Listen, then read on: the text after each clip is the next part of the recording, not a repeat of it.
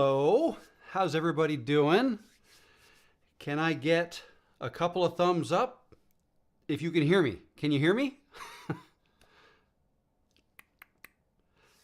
Hello from Querétaro, Mexico. Thumbs up by Rational Trekker and no more meetings. I like the sound of that. Awesome. How's everybody doing today? Welcome to today's live stream.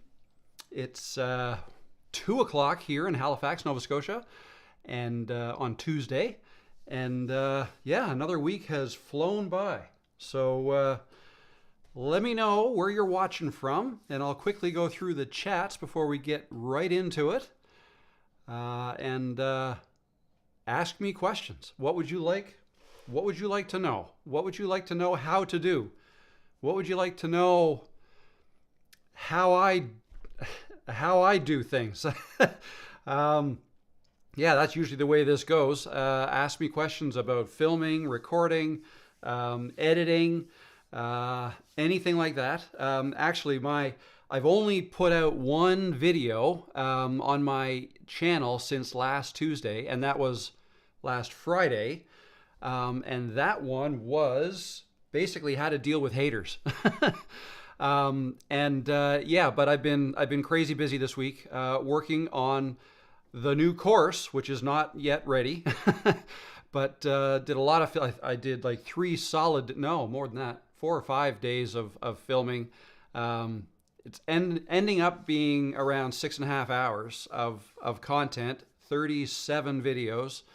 And it basically is going to walk you through everything I do, from the planning, like I think there are 5 planning videos, 6 recording videos, all the steps I do, what I use, organizing, editing, 10 editing videos. Anyways, we'll get into that later. Let me go through the chat, see who's here and how are we doing. Right off the bat, where are we? First one, Mackenzie Mill. Oh, the Cove. Can't wait to hear all about it. Very good. Why don't I throw the overlay up so you guys can have a little bit of an idea of where my mind is. So Mackenzie's referring to the Creators Cove, YouTube Creators Cove. Cove, because that's a maritime thing. Do you get it? Of course you do. Anyways, had a little help with ChatGPT on that one. Yeah, so Mackenzie must have watched the trailer to this live where I think I dropped the name of what it's going to be. Basically like a membership support group kind of thing for us old folks. Me and older, I guess.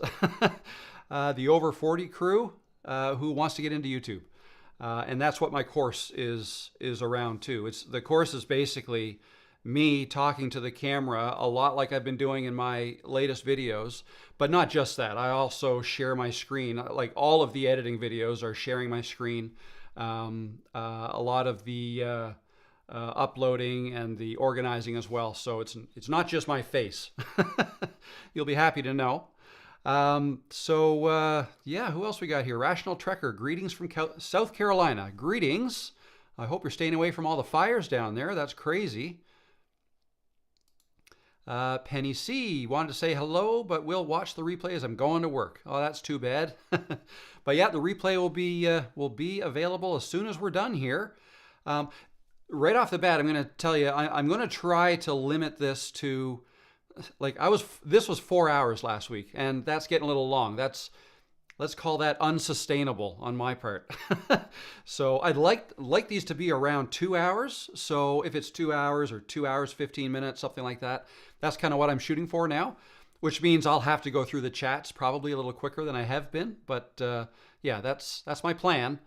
Yeah, that might help. That might prompt more people to come and watch actually and participate, because if you know you're in for 4 hours, well, you probably, some people might not even come. Like 4 hours, like who's got 4 hours to kill? And I don't blame you. Let's go with Joanne. Hello, Joanne. How you doing? Oh no, you're live today is the same time as another frequently watched channel. Whoops. That's too bad. I don't know who that would be, but I don't know. Are they as important as I am? I don't know.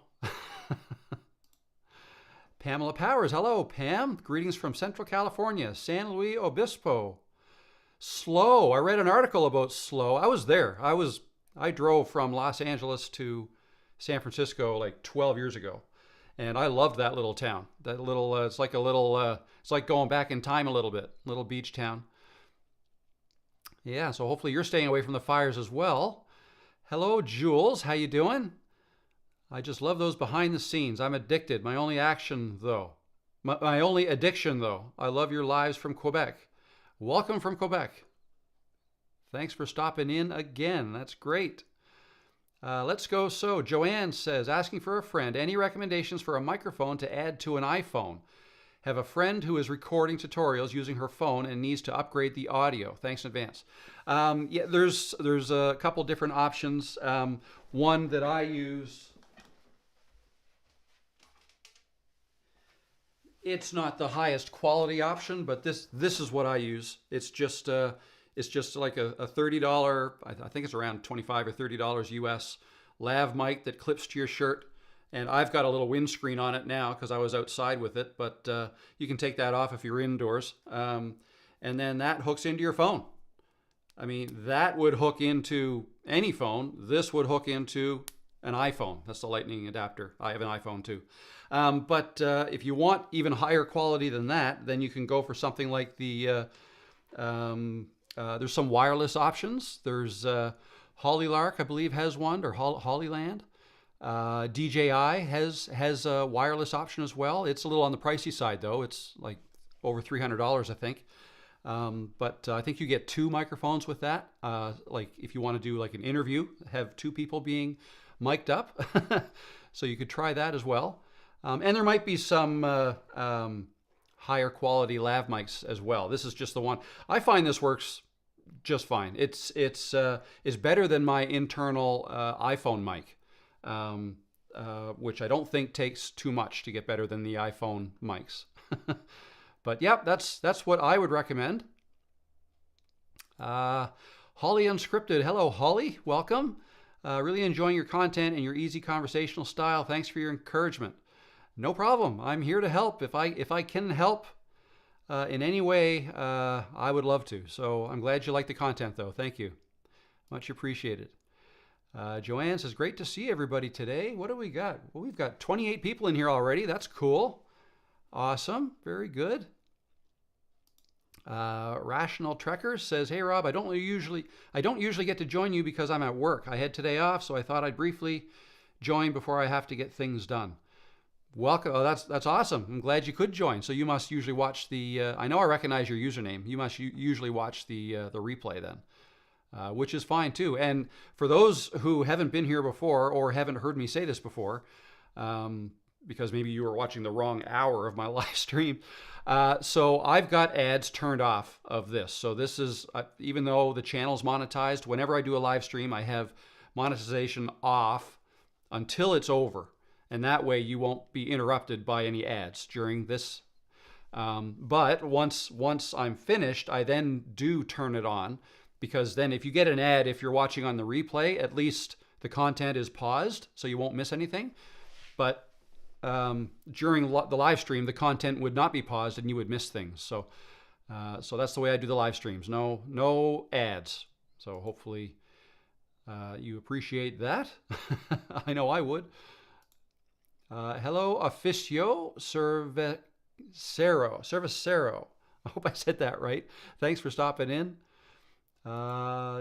Yes, thumbs up. Everybody can hear me. That's awesome. I know I say the same thing every time. I say the same thing every week because I think it's happened to me a couple times that I started talking for like 2 minutes and then I'll glance at the chat and said, we can't hear you. So that sucks when that happens. Violetta. Hello, Violetta. How you doing? Thanks for stopping in. Lisa Confer. Hello, Lisa. How you doing? Good to see you. Your digital makeover is from Waverly, Tennessee. Very good. Thanks for stopping in. No more meetings is in Phoenix, Arizona. Awesome. I don't think I'd want to have any meetings in Phoenix, Arizona either, just because it's so hot down there.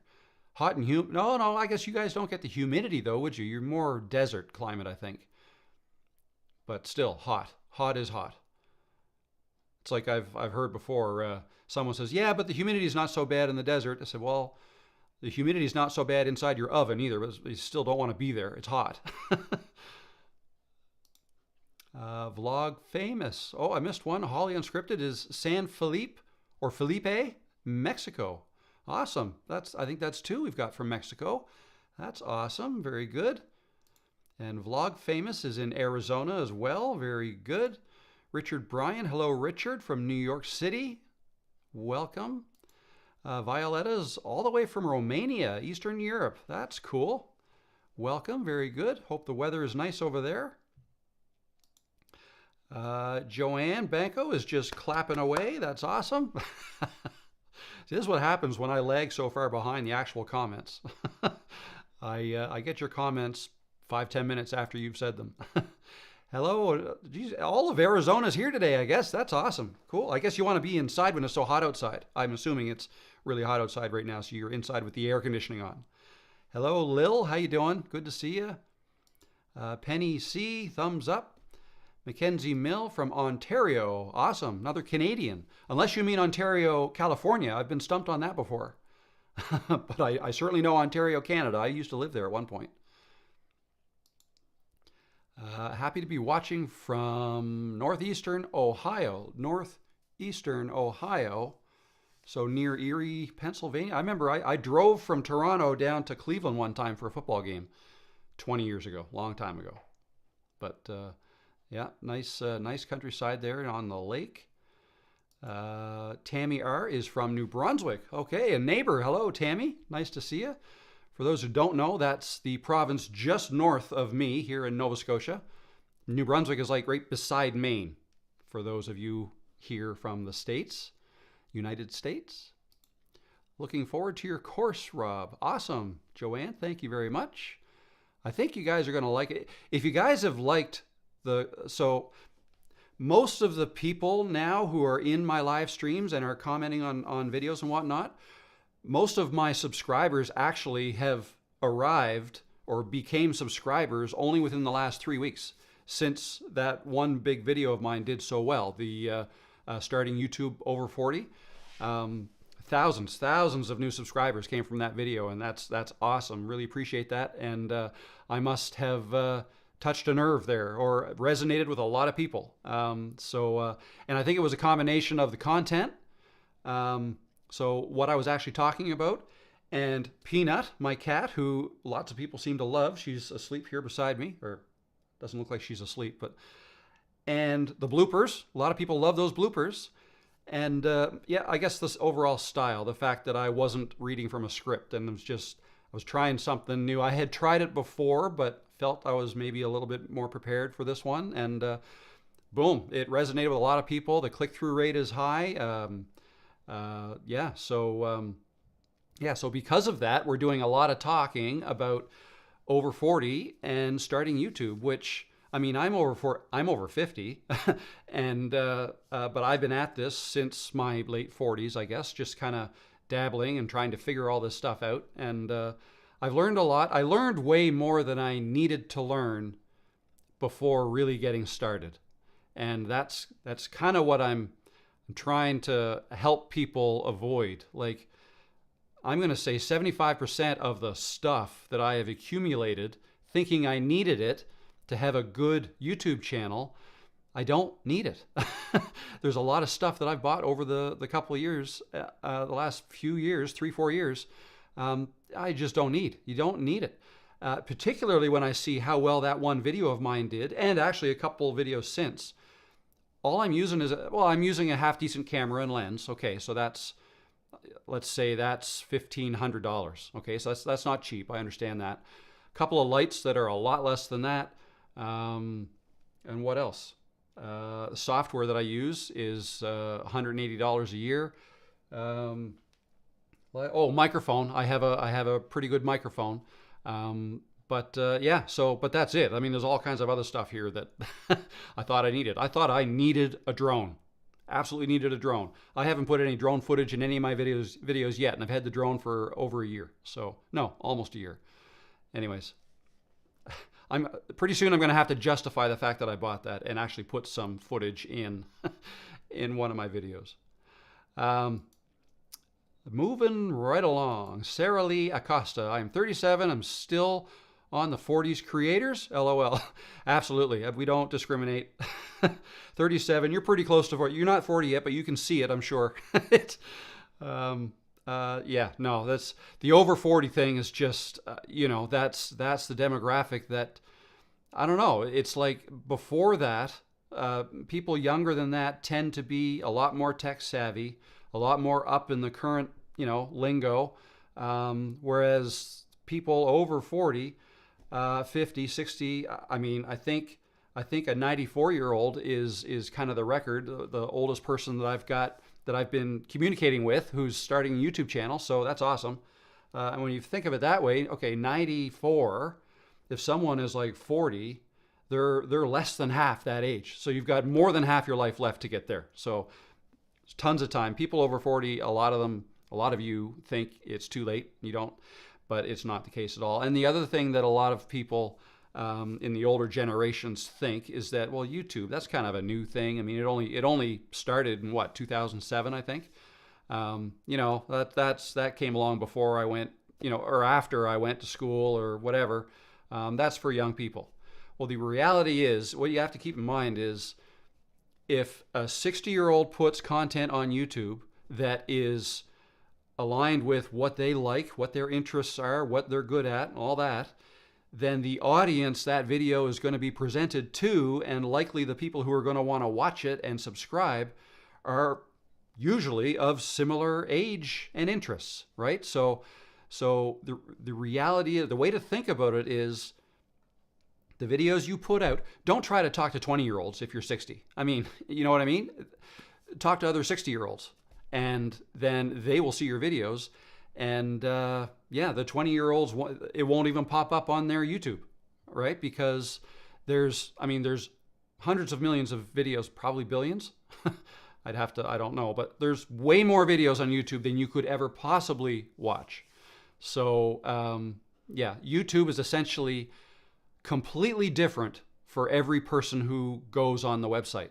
It's tailored for them because they know what you like, or they try to know what you like, and they're getting damn good at it. At knowing, like they'll remember what videos you watched. If you have an account, if you have a YouTube account, YouTube will remember what videos you've watched. So okay, they like this. If they like this, maybe they'll like this. And every once in a while, they'll try to serve you up something maybe a little different, but maybe other people with similar interests watched a video that you watched, and then they watched something else, so they'll send you that something else. See if you might want to watch that. But you won't likely get you know, the option to see, unless you go searching for them. You won't, you know, something that somebody who's 18 years old is interested in on YouTube, that likely won't be served up to you if you're over 60. So anyways, that's just kind of a long-winded answer. But no, 37-year-olds are welcome as well. So no worries, Sarah Lee. Your digital makeover. Can you do behind-the-scenes video of your process of coming up with the video, then filming, then editing, and how that all works together, perhaps in one video? So that's pretty much exactly what the course is that I've just finished editing and filming. And if that was one video, it was 6.5 hours. So I can't really do that. I mean, I could do a shortened version, like really short, and I wouldn't be spending much time on certain things. For a video like that, to cover that many things in a short amount of time, I would probably have to script that, and it wouldn't be like my recent videos, if that makes sense. But that's almost exactly what the course is. So, and you almost hit all of the main headings. So, coming up with the video. My first section is called planning, and I have 5 videos on planning.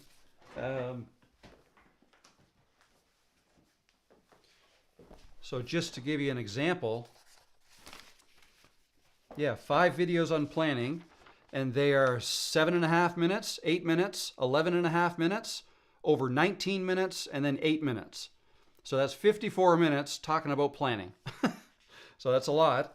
But I cover everything. I cover everything that I go through, everything that I do, from coming up with the title, thumbnail idea, writing out my bullet points, taping it to the tripod, and then delivering my message without a script. Like, this course is designed to take you through everything that I do now, like for the videos that I've been putting out for the last 3 weeks, the unscripted ones with bloopers in them. I even go through how to do the bloopers, how to edit it all together and stuff like that, how I record, how I get the footage off of my camera into the computer, how I do 2 shots. Like if I'm sitting in the chair and I pick up my phone and I start filming with the phone, and I'm going to want to put that in the video, I show you how to sync that up with it as well. Incidentally, if anybody out there is on a Mac and has an iPhone, don't you just love AirDrop? That's what I do. iPhone, MacBook, and if I got a video on my phone, just AirDrop it, and boom, it's on my computer. I love that. So anyway, that's not the only way to get stuff off your phone onto your computer, but it's a very handy way. But yeah, no, more videos like that will be coming up. I just don't think I could hit everything in one video. That there's too much stuff, and I would certainly miss stuff. Maybe at a higher level I could. Penny C says, best microphone for Android phone. Maybe the question has been asked already. No, it hasn't been asked, but I don't think the phone matters. As long as you have the right connection, as long as your microphone has the right connection for whatever phone you want to plug it into. So I'm assuming in Android, I'll hide my face so this will focus, is something like that, right? That kind of a connection. If so, this microphone will work. I just needed this little lightning adapter to be able to plug it into my iPhone. So yeah, no, the type of phone you have doesn't matter. The microphone will be recorded by your Android phone, whichever one you plug in. Okay, let's go. We've got Richard from Chicago. Hello, Richard. Welcome. We have Rational Trekker. Does 62 years old qualify for the group? Yes, it does. It's over 40. 62 is definitely over 40. And people much older than you, too. Richard Bryan, is there a difference between a Maritimer and a Mariner? That's a good question. Nothing to do with YouTube, but yes, there is. So when I hear the word Mariner, I think Seattle Mariners. They have a baseball team called that. But anyway, a Mariner is somebody who, now I might get this wrong, but in my mind, it's somebody who makes their living on the water. So whether they're a fisherman, fisherwoman, or captain of a ship, they're a mariner. They're doing stuff on the water, on the ocean. And actually, mariner might even apply to on the lakes too. I'm not sure. I'm more of an ocean person than a lake person, but just because where I am. So that would be a mariner. Maritimer, the way I'm using it kind of references where I am. So in Canada, there are 3 maritime provinces, and that's Nova Scotia, New Brunswick, and Prince Edward Island. So those 3 very small provinces on the East Coast. East of Maine. Actually, Nova Scotia, we're kind of south of Maine. Well, yeah, we're on the same parallel as like southern Maine. We have a ferry that goes from Yarmouth, Nova Scotia to Bar Harbor, Maine. But anyway, so yeah, Maritimer in my mind is somebody who's from one of those 3 maritime provinces. And maritime does have to do with the ocean, being on the ocean. Newfoundland is not considered one of the maritime provinces. It's considered one of the Atlantic provinces, but not a maritime. So there's 4 Atlantic provinces, the 3 maritime provinces, and Newfoundland. Newfoundland and Labrador. Anyway, so that's, I hope that helps answer your question. Maritimer because I'm from the Maritimes. Meadow Outdoors, hello, welcome. Hello from Jackson Heights, New York. Welcome. Jackson Heights, New York. I don't know where Jackson Heights is. Is that near New York City? But New York State is huge, so that could be anywhere, I suppose. But welcome. You're so generous with your time, Rob. No problem. I enjoy doing this. I enjoy it. Last week was I think it was 4 hours and 2 minutes. So that might have been a bit long. I was starving after that and needed a nap. So we're going to try. And I don't think people who want to come in here to hang out like this want to do it for 4 hours. So that's the other thing. If I shorten it up a little bit, perhaps we can get talk about a few more things in a short amount of time. Maybe that's better. Thumbs up, thumbs down. What do you guys think? You let me know. Richard says, do you use or recommend the use teleprompter hardware or software for your recordings? So about that, I do have a teleprompter. I still have my table set up over there from all the course recording I was doing. But this is the teleprompter I use. See how it's got a hole in the back there? That's because the lens, I'll get another lens. Now, before I show you this, I don't currently use this very much at all. So I have not been using it in my main videos. So the last 6 or so videos I've uploaded, I have not used this. Sometimes I'll use it for the trailer for the live streams. I did not today. Today I just went with bullet points. Just kind of had notes like this on the tripod. But on my how-to tutorial videos that I was doing a month, 2, 3, 4 months ago, I used a teleprompter for the intro. For the intro and the ending, okay? And that's just because I wanted to deliver it fast, nice and tight, no mistakes, and I would edit it even tighter. Yeah, so it's good. I don't like to use it for long, like a long script, because I find it hard to use one without it being obvious that I'm reading from a teleprompter. Okay, quite honestly. So that's a skill that takes a lot of practice to get good at. I'm not there. I can deliver like a sentence at a time, and then I have to edit them together. That's what I do. But anyways, but if you do, I mean, I've got nothing against teleprompters. Some people are really good at them and you can't even tell. So the way this works is, here's a lens, okay? And see the ring that's on the lens? That screws on. When you get this teleprompter, and it's the DesView T3, I believe it's called. I probably have a link to it down below. When you get this, it comes with a whole bunch of these rings. Okay, so it'll fit on, like each lens has a different thread count, if you will, thread diameter. So it would need a different one of these rings. This ring is what allows this to just slide. So I want to make sure I show this right. It slides like that and clips in place, just like that. So it's hanging off of the lens, just like that. And that's what you look at. And then what you do is you lay your phone here, okay? I can't do that right now because I've got mine set up as a camera. But I have teleprompter software in my phone. It's called Prompt Smart. And what's good about that software is you load your script up in that. And the way I do that, I type my script out in Google Drive, Google Docs. And then Prompt Smart, you can import scripts from Google Drive. Okay, so that's easy. And then it's here, and then as you're speaking, the text will move up. Like the app uses the microphone in your phone to hear you speak the words and scrolls automatically. It's amazing. It's awesome. It couldn't be more easier, except it is still a challenge to learn how to read that without making it look like you're reading. And I've had this for probably 2 years. Yeah, so that's the one I like. It's smaller than some of them. Let me put it back here.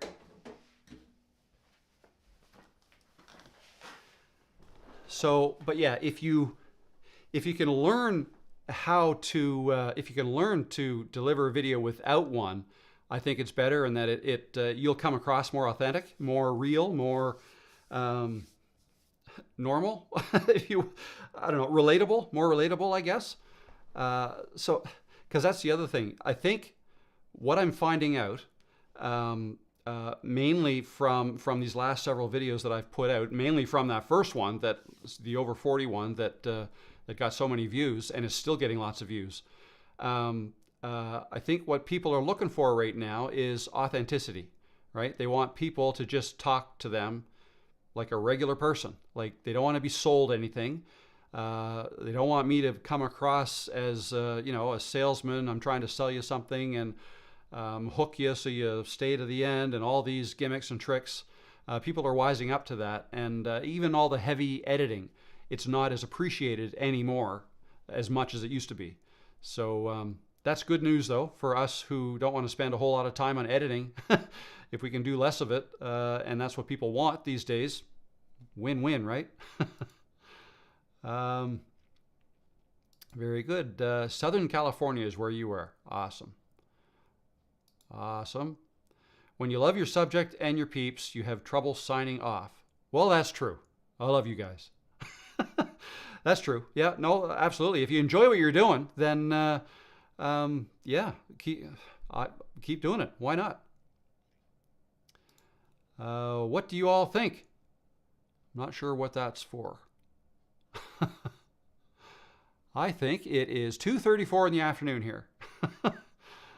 I think you guys are enjoying all this content, right? Your digital makeover. My issue that I've always had was getting good audio. I have a SM7B and a Rodecaster Duo, yet I still struggle with audio, especially the right level to record at and the processing to the signal. It takes some time to get dialed in.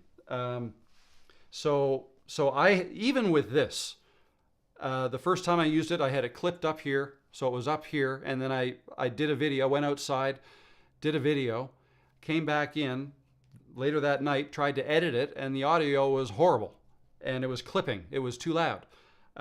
So I had to redo it with it like down here.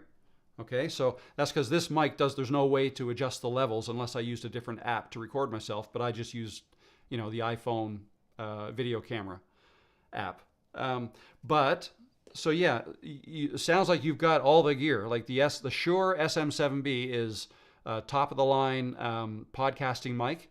Now, what I have heard about that one, I don't have one, but I've heard that its signal tends to be low. So some people need to boost the signal to get the volume up a little louder. And what do you call those things? A little blue thing that you can use, that just an inline, you plug the mic into it and then you go out of it into your Rodecaster, I guess.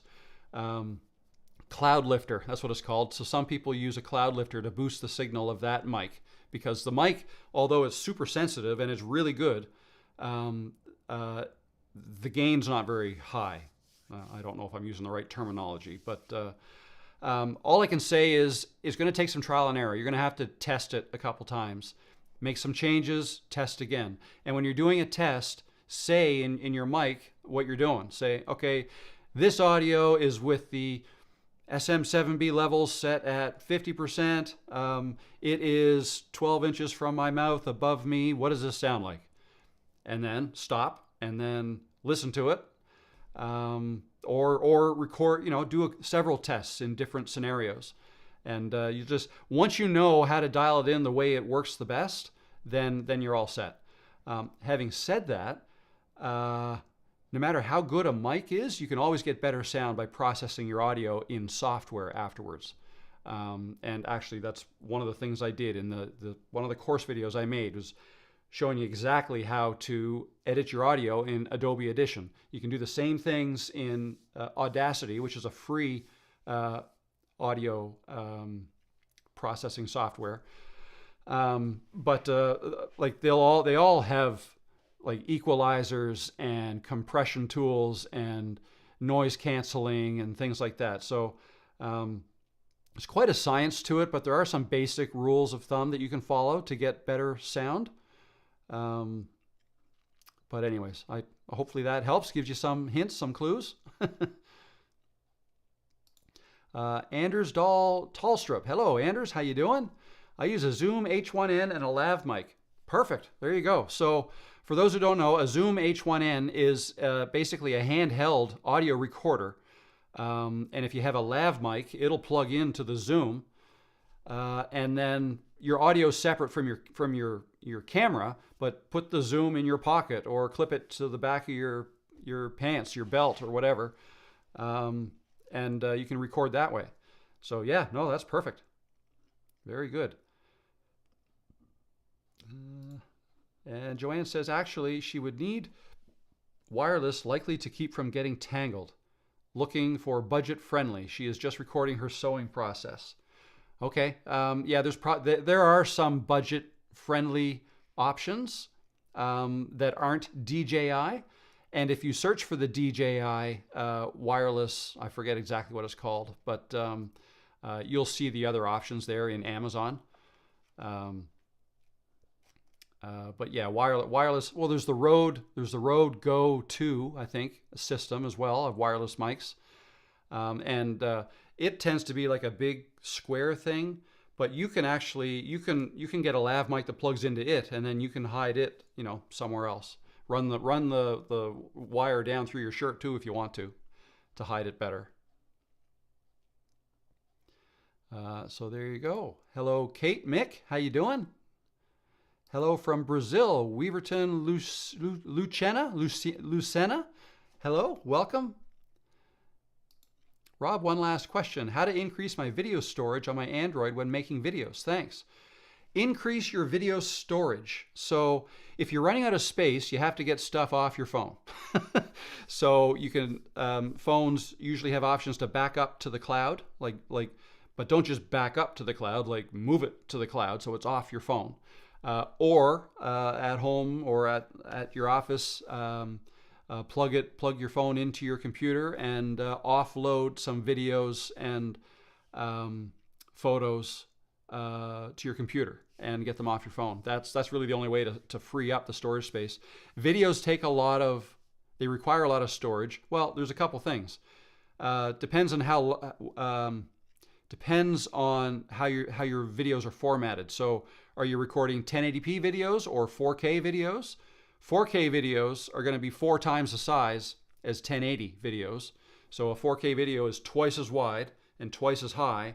So that actually gives you 4 1080p screens within a 4K ultra high definition UHD screen, right? So a 4K video is going to be 4 times the size in megabytes or gigabytes than a 1080p video.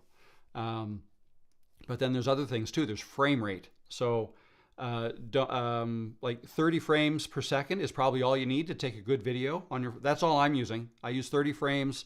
That's what's being used here through this live, but that's also what I use on the videos that I make. So the videos that I upload to YouTube are typically 4K, 30 frames per second. If I went 60 frames per second, then it would be twice as large. So 60 frames, basically 60 photos in every second to make the video instead of 30 photos in every second, right? So it's twice as large. You can also do 120 frames per second. So that's a lot. What I tend to use those higher frame rates for, like 60 or 120, if your phone does that, is for slow motion. So, and what you would do is you can film B-roll at 60 frames per second, knowing you're going to put it in a 30 frames per second video. When you get that 60 frames footage in your editing software, stretch it out so it happens over twice as long. So if it's a minute, stretch it out to half the speed, so it takes 2 minutes. Then it's actually, there's the same number of frames in there, but you stretched it, you made it 2 times as long. So that 60 frames per second is now 30 frames per second. So what that gives you is slow motion, but it's not going to be jittery. It's not going to be choppy, as if like it would be if you took a 30 frames per second video and slowed that down. Because that might be, if you went half speed, that would be 15 frames per second. And you'll notice that with your eyes that, oh, that's kind of choppy, right? So, and for buttery smooth slow motion, 120 frames per second. So anyways, I'm not sure if that helps, but yeah, that's Make sure your settings are what you want them to be. But if you find you're still using up too much storage space, you just have to, once you offload your videos to your computer, then just make sure they're also deleted off your phone so that you have room to record again. And I have that problem too sometimes, but it's a good reason to look at, maybe, like if you have trouble with this, maybe look at, like, if you're looking at another phone upgrade in the near future, look at maybe upgrading your storage space, like how many gigabytes of storage are on your phone. Maybe bump that up for the next phone. Something you could do. Yo, Liam, how you doing? How far behind am I, Liam? Looks like I'm more than halfway through the chats, but I'm getting through it. Hello from Rio de Janeiro. That's another Brazilian. Hello, Ricardo. How you doing? Dave from New Jersey. Good afternoon. How are you? Mackenzie Mill. I love my DJI. You get 2 mics, and the transmitter also records the audio. You have 3 opportunities. P.S. Still recorded last week and screwed up. Very good. Yeah. You still have to know how to use them, I guess. But yeah, no, it looks like, I mean, it's not cheap, but it looks nice and handy to have those wireless mics.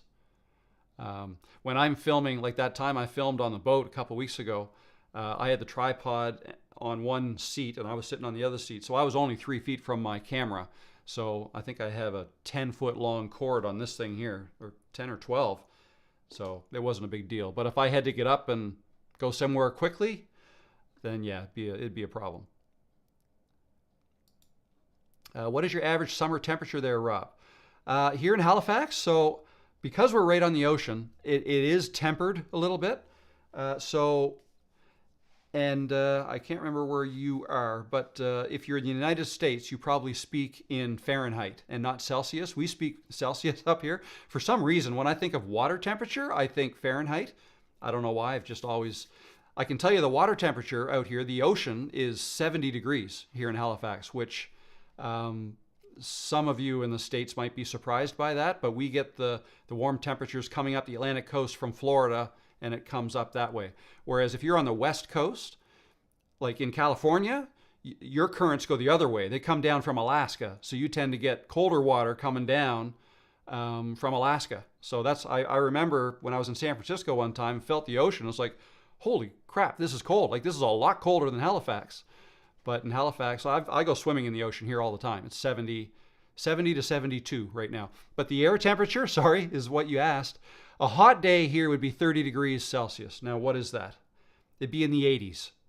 So rarely gets up into the 90s here. Rarely. That would be a heat wave in the 90s. I don't think it's ever hit 100 in Halifax, like ever. That doesn't happen. But it is very humid here. So like 80 degrees here is very humid. Like, you're going to need to change your shirt, or I need to change my shirt often. When it's 80 degrees, that's hot. But because on the flip side, and this also might be a shock to some of you down in the United States, but we don't get a ton of snow in the wintertime in Halifax because, again, we're on the ocean, so it's moderated.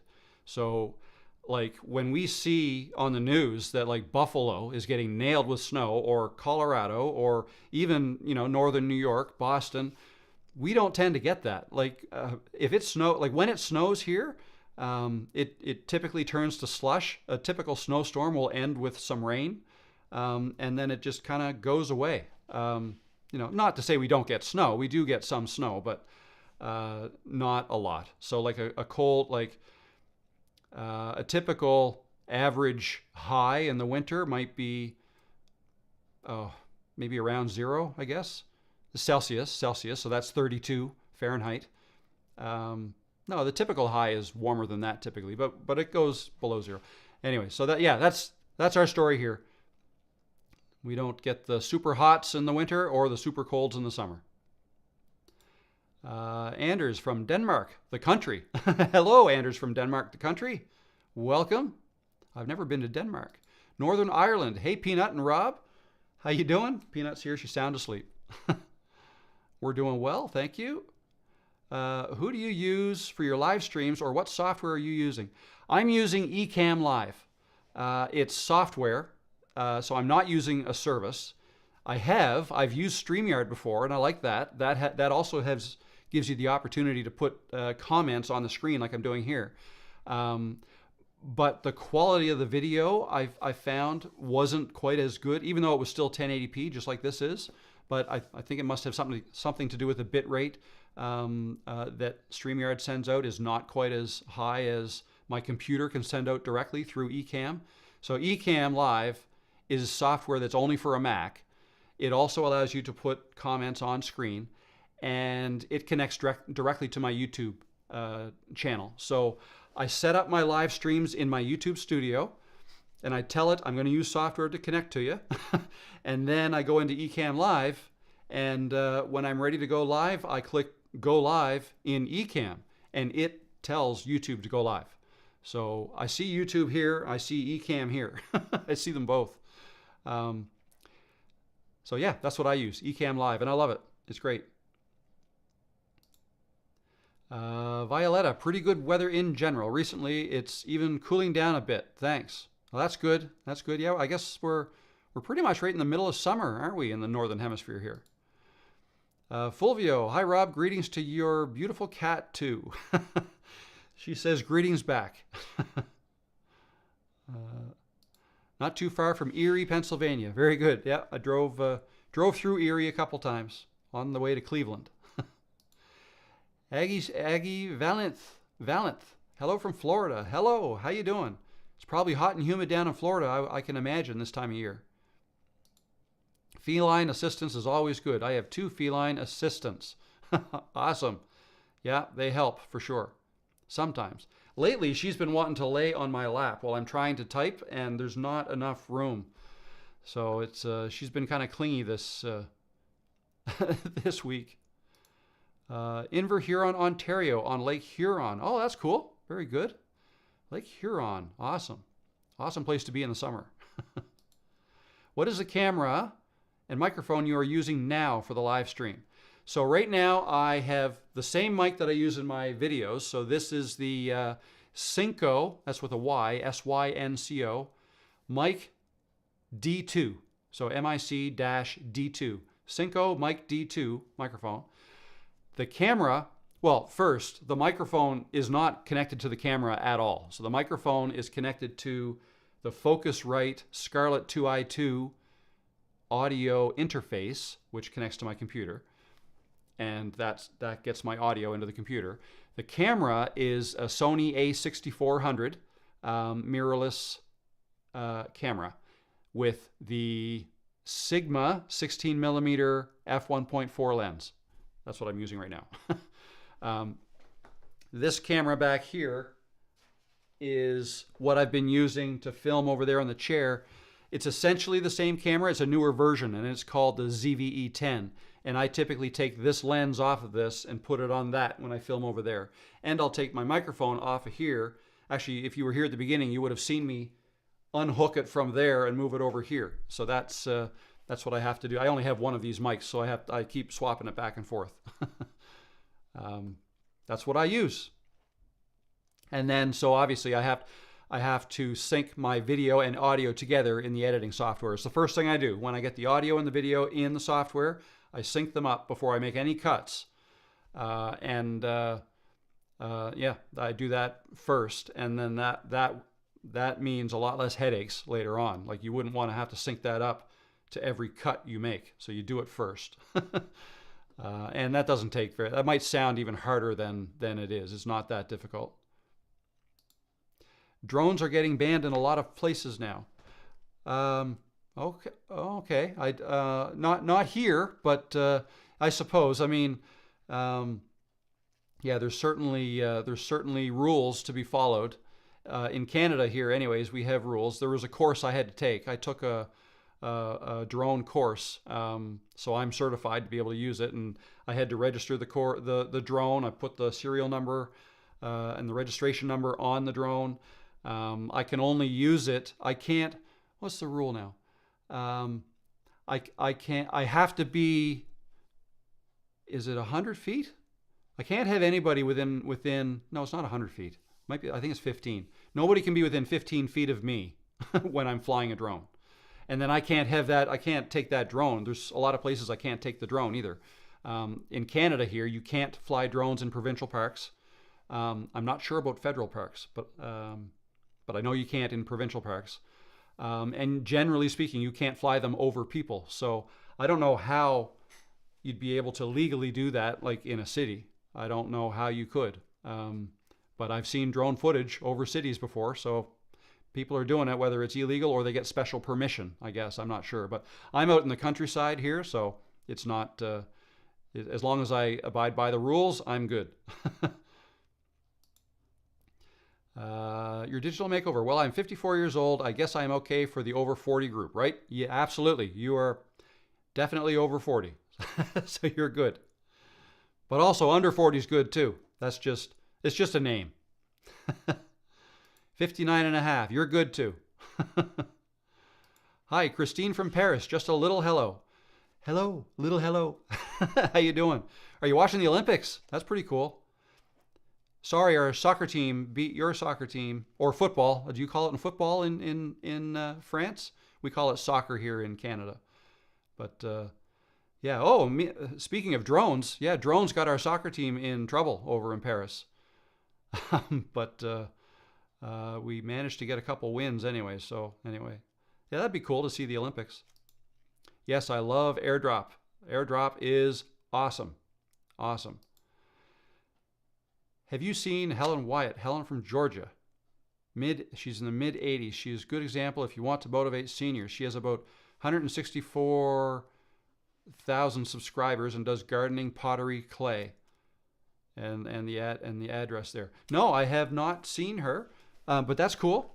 Awesome. I mean, there's maybe at some point I should gather some samples like that to show people like this. I'm even thinking about, as part of the whole Creators Cove thing, what do you guys think about me perhaps getting guests on or doing like an interview and making videos that way of seniors who, run a YouTube channel and talk about, when they got started, how successful they are, how often they post, how much fun they're having. Good idea? That'd be a good idea to do, either as YouTube videos or I can't imagine I could do it live like this, but anyways, something I was thinking about that might. So, for example, if I could reach out to Helen and ask her if she'd like to be interviewed, and we could just have a chat over Zoom or something, and then I can kind of clean it up and make it into a video. Anyway, let me know what you guys think of that. I have a hard time reading from a script. Would just using bullet points be better? I have heard some say going off the bullet points is a lot more natural looking. Yes, that's what I think. Now, everybody is different, okay? But what I have learned in the last 3 weeks. Now, I did try this last year too, and I didn't love it at all. And I kind of gave up on it and then got busy and on other things. But anyways, these last few weeks, I've been forcing myself to do it with just bullet points, and like I said, like this is probably too many, but these are the bullet points that I put on for my 1 minute trailer for this live stream. That is too many, but if I were to give you an example, so the course that I just made, so like I said, I had 37 videos that I made. And each one, I did a sheet. So I've got 37 sheets here that I did up. And so yeah, like, there you go. Identifying the video topic. So I would have had that taped to my tripod right below my camera. And even that is probably too much. And you'll notice if you ever do see the course material, I do, from time to time, look down at my notes, but I believe that's okay in this video and in the videos I've been making lately. I'm having fun with it, and I'm being completely transparent about it. I'm telling you in the videos that I'm making, I'm saying, now, I'm doing this off the cuff. Okay, well, now, just so you know, I do not have bullet points here now. But when I'm making a video, I'll explain. I'm doing it off the cuff. You may see me glance down at my notes a little bit, and then I will glance down at the notes just to remind myself I'm not missing anything. And yeah, that's just the way I've been doing it. And I think it's appreciated more knowing that somebody is me. I'm just doing this, almost proving to you that you can do it too. You can just talk. About the topic you saw in the bullet point, and say all you've got to say about that thing, and then you may need a reminder, what's the next bullet point? Okay, and then talk about that. And if you want, you can edit out the section where you look down, okay? And then if you ever do that, if you know you want to edit that out, then when you look down and then look back up, just make sure you don't start talking before you've finished looking back up, okay? So you always get in the habit of finishing your sentence while looking at the camera. Then you peek. What do I want to talk about? Okay, that. Yeah, all right. Okay, let's go. And then, you know what I mean? Like you don't, because otherwise you won't be able to cut that all out when you looked down. Okay, if you want to do that. Now, again, what I've been doing lately, I haven't been doing that. I've been leaving all that in so you can see what I'm doing and that it's okay. Okay, so, yeah, so, but when the first time you try to do it, if you've never gone off the cuff, I like to call it, delivered a video, like made a video off the cuff with bullet points and no script. If you've never done it before, the first time you try to do it is going to be an eye-opener. It's just, you're not even going to understand. Like, it's like, oh my God, I can't believe how hard this is, right? You're just not used to it. That's what I found anyway. Now everybody's different, but like for me, I never liked speaking in front of crowds or like giving speeches or God, if I go back to high school, like if I had to present something up in front of the class, I was sweating. I'd turn red. I just was a mess. I couldn't do that. I hated it. So that's where I started. And I mean, in my work life, I've had to give some small presentations here and there, but I never liked it at all. But it is a little different talking to a camera. It's weird because it's not an eye, it's not eyes, it's not a person. But once you get over that, there's just tricks. You just start using tricks, like pretend you're looking at somebody you know well, and you're trying to explain something to them that they may not know how to do or something like that, right? It helps to have some tricks like that. Chanda Nicole Coaching. Hello, Chanda. How you doing? If you don't use a teleprompter, is it a big no-no to refer to your notes during a talking head video? Do people really care that you're using notes? Okay, that's perfect. Kind of just what I was just talking about. So what I'm finding is no, people don't care. I'm getting a lot of comments back that now maybe it wasn't that obvious that I was looking at notes. I think I said I was, but anyways, they love that I'm more personable. Just sounds more natural. If I trip over my words and make a mistake, that's human. Like, that's normal. Nobody's perfect. And if something is think of it this way too. If you're listening to a perfect speaker who never messes up on a word, delivers the message perfect with no pauses or anything all the way through, it may start sounding a bit robotic, monotone, maybe you lose interest, right? But if somebody's talking to you and just like talking to you like you're a real person, then I think that increases the chances that the person watching the video on the other end is just more engaged, more invested into what you're saying. So, and if you have to glance at your notes, like don't even try to hide it. Just say, looking at my notes right now, I just want to make sure I'm not missing any points. Oh, yes, I almost forgot. And then, a little bit of levity, a little bit of laughter is good. It's all good. And I think somebody watching something like that would appreciate that. So yeah, those are my thoughts on that. So hopefully that helps. Awesome. Thanks for the detailed explanation of your use of a teleprompter. No problem. Hello, Al Yuhani Media. Hello, welcome. You missed my previous message to what do you all think? I did see you say, what do you all think? But I don't know what you were referring to. Maybe I must have missed whatever. Were we talking about the drones? See, this is where I get into trouble because I forget what we were talking about. What do we all think about what? Let me know. Maybe it's your next one here. I've heard another creator say it's necessary to follow a formula to succeed on YouTube, and if you don't, you won't grow your channel. I find that difficult because I need to be myself and not be fake. Yeah, I would never say that. I would never say you have to follow a formula. For a couple reasons. I don't think there's one magic way to make a video and have it succeed on YouTube. I think there are many ways. And whatever way works best for you is the right way for you.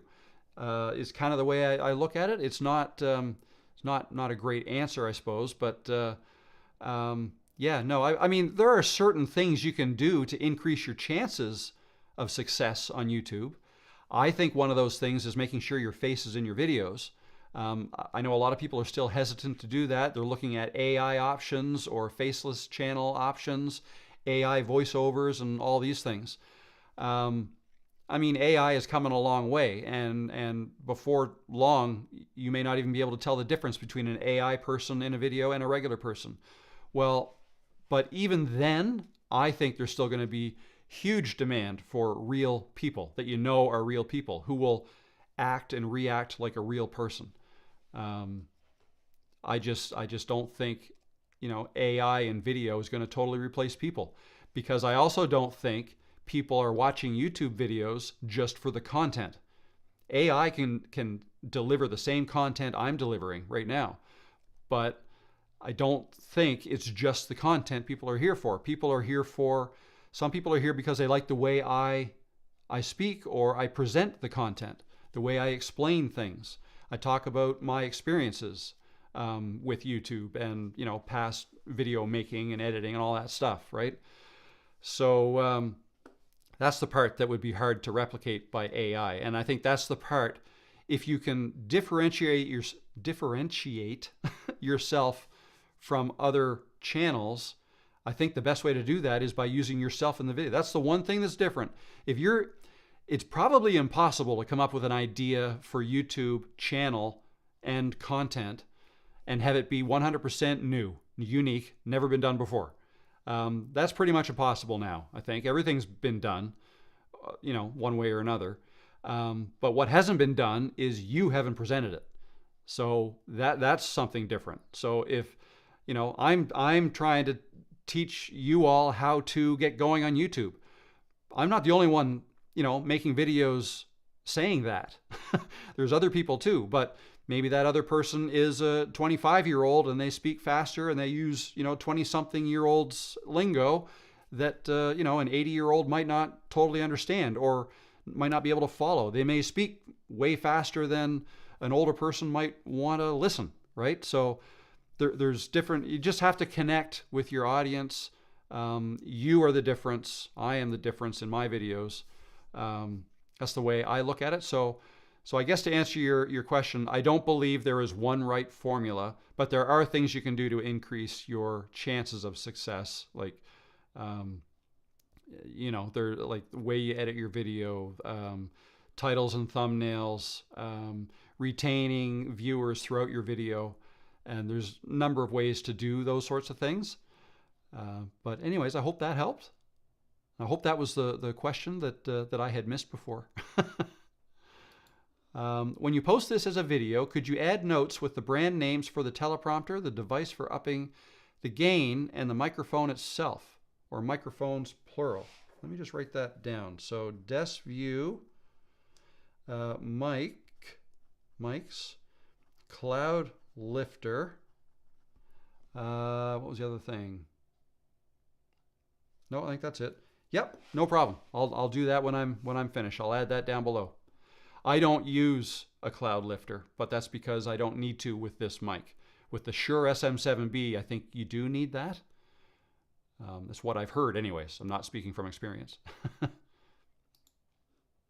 Hello, Corey. How are you? Love your channel and what you do and how encouraging you are. Thank you. Very encouraging. Thank you very much. Appreciate that. I'm glad my message is resonating with you. That's great. Sergio, hello. How are you? Good afternoon, Rob. I'm going to start making videos with my cell phone following the trails, parks, tourist attractions here in Sao Paulo, Brazil, with an AI voice. What do you think? That's cool. Again, like what I had just mentioned, though, my thoughts on using an AI voice, I don't know, any reason why you don't want to use your own voice? I think that would be better. I think that would help you. I mean, all else being equal, so some people don't like to use their voice because they don't think they sound good. They don't like the way they sound. Or maybe they want to make a video in English and English is not their first language. So those are some reasons. But again, if you're doing it in a language that's not your regular language, that means you would have an accent different than some English speakers who are listening or watching your video. But that's okay. That's cool as long as they understand what you're saying. And even if they don't, that could end up being part of your brand. Like, you are Sergio from Brazil. People will get used to the fact of what your voice sounds like. And the people who will subscribe to your channel are the ones who like your voice and they like your content. You would never get into a position where you get a bunch of subscribers and then all of a sudden they hear your voice like, oh no, I don't like his voice anymore. Well, they wouldn't have subscribed in the first place. So that's why I like the idea of just kind of being yourself. And that way the people you attract to your channel are people that are there partly because of you as well and what you sound like. And keep this in mind too. Everybody hates the way they sound when they first hear their voice. They also hate the way they look when they first see their face on camera. But remember, when you hear your voice on a video, it sounds different to you because it's outside of your head. Usually you're hearing, from your ears, like through your head, right? But everybody else hears from outside of your head. So what you're hearing in the video of yourself sounds different to you, but it doesn't sound any different to anybody else who normally hears you. So you're the one that is hearing something different. If that makes sense, that might make you feel a little more comfortable. So yeah, it'd be nothing new to anybody who's used to hearing your voice. So those are my thoughts on that. There's an option from Ulanzi that works well, and it has level adjustment. Okay, that'd be good for a microphone that has level adjustment. That's the problem I have with this little cheap lav mic. I use a Heidi. Hello, Heidi. How are you? I use a Rode clip-on or my Yeti mic. Okay, yeah, Rode or the Yeti mic. I think Yeti is a blue Yeti is the first microphone I ever had. It was a USB mic. It's going back 4 or 5 years now. Learning and Tech with Frank. Hello, Frank. Welcome. One of the biggest original YouTube creators was Geriatric 1927. His sub count pleased to modern numbers, but he was one of the top creators in the earliest days. Very good. Yeah, age has no limits when it comes to YouTube. There's an audience literally for everybody. If you just be yourself, then you'll attract people who like you for who you are and how you sound and how you look. How far away is the mic you are currently using for your live streams? It's right. So if I did this, that's how close. It's that far away from my mouth when I'm in here. When I'm here, it's about 2 feet away. Again, my mic is a shotgun mic, so it only works like it. I have it pointed down on an angle. Is this going to work? Let me try this. There we go. That is it. You see that? Look at the light in there. So that's the mic right there. And when I was leaning in here, I'm right here. I'm talking like this. Okay, that's how close it is to me right now. But when I'm leaning back, it's, oh, you can't really see. You can still hear me. But the difference is, if I get up and I talk beside the mic, because it's a shotgun mic, it doesn't pick up from the sides very well. Or if I go up here, you're not going to be able to hear it well. Or if I go over here, you won't be able to hear it well. Shotgun is very directional. But yeah, that's how far away I am. So hopefully that helped. And I have it about the same when I'm over there because I'm leaning into the camera. Actually, you can can you see where the camera is? The camera is right here. I'll back up so it focuses on it. So the camera, I'm going to say, is around 2 feet away from where the end of the mic would be, but I have the mic pointed down and I make sure it's just out of frame. I mean, and that's not necessary either. You could have the mic in frame, but like if you look at me now in this video, if you look at my mouth, it's a little closer to the top of the screen than the bottom, and that's why I have the mic at the top. It gets closer to my mouth. I have had it down here before, down lower, but what I find for me, like if I'm doing a bunch of things, I'm trying to type over here and here, maybe write some things down, to me, a mic and the boom arm down here is just in the way. I like to get it up and out of the way and top down. So, but that's just me. You can do it either way. Dude411, how are you, dude? How you doing?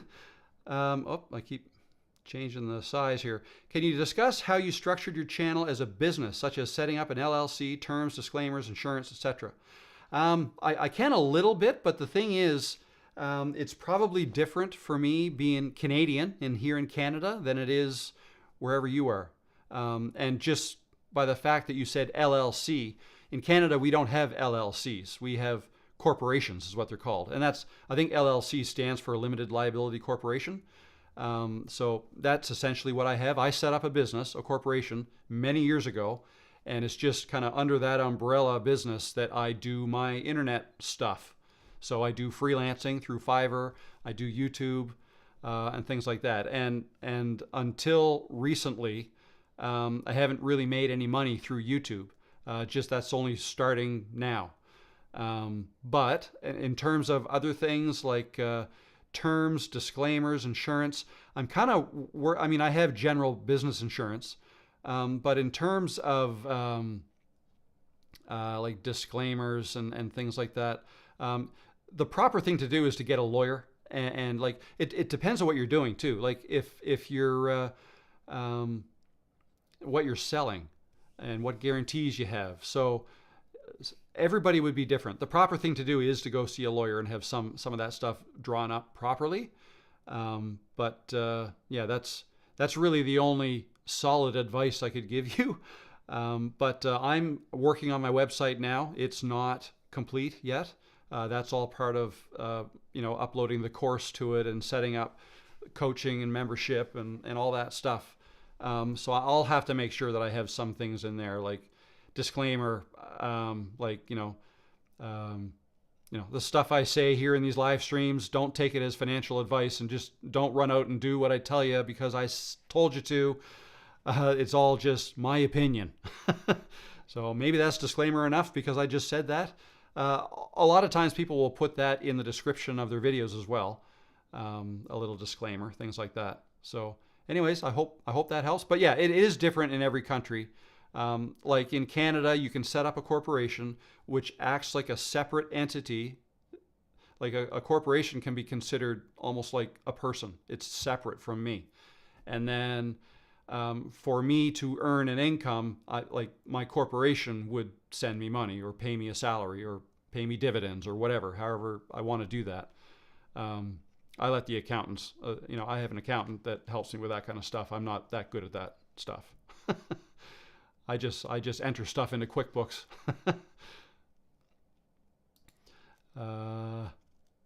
Frank says, haha, my comment, I meant to type pales in comparison. Okay, I missed that. Sorry. Richard says, I recently purchased a year subscription for the Camtasia and Audiate. Looking for videos in Camtasia 2024 was how I came across you. Are these two tools part of the workflow you share on your course? I get into Camtasia a little bit. Yes, not Audiate, no, but Camtasia. So in the course, because I had to do some video editing is something that there are several different editing software you could use, but they all do the same thing. So it really comes down to what are you more familiar with. The two that I talk about a lot on this channel are Camtasia and CapCut, because those are the two that I think are the easiest to learn for beginners. I also use DaVinci Resolve sometimes, depending on what I'm doing. Not for these YouTube videos, but I'm using Camtasia for mine. And then there's also Final Cut Pro, iMovie, Premiere Pro is a big one. But some of those, well, Premiere Pro and Final Cut, in my mind, those are super complicated. I've tried Premiere Pro, and it was too much for me. Too steep a learning curve. DaVinci Resolve I found a little bit easier to learn, but Camtasia I've known for a long time, and I know it so easy. And I just find it so easy for beginners. So in the course, although I share my screen and I show you a few things in Camtasia, I also say you can do this in any software. Like I'm hitting, the shortcut key S to split a clip. On the software you're using, it might be B for blade. That's what some other software might call, to split a clip. So other than that, a lot of the basic things are the same in all those. So I tried to be as general as I could in the course, because it's not a Camtasia course. It's a course on, planning, scripting, organizing, recording, folder structure. I go through the best folder structure that I use to keep everything organized, and how to save it and where to back up, and then the editing. Yeah, we get into that. I even get into audio editing in Adobe Audition, but again, not everybody has Adobe Audition, but the same things can be done in Audacity or other audio software. So I try to talk in terms of generalities, and hopefully that helps. Giselle Camargo. Hello, Giselle. How you doing? Says, hi, Rob. Corey says, yeah, I'm learning about that too. There's 24, 23.789, 25 FPS, 30 FPS. Interesting to dig through that. I think 24 or 23.789 digital FPS is frames per second is more cinematic, and 30 FPS is more standard. So here's what I know. Again, not an expert in this stuff. Let me just take a drink break here.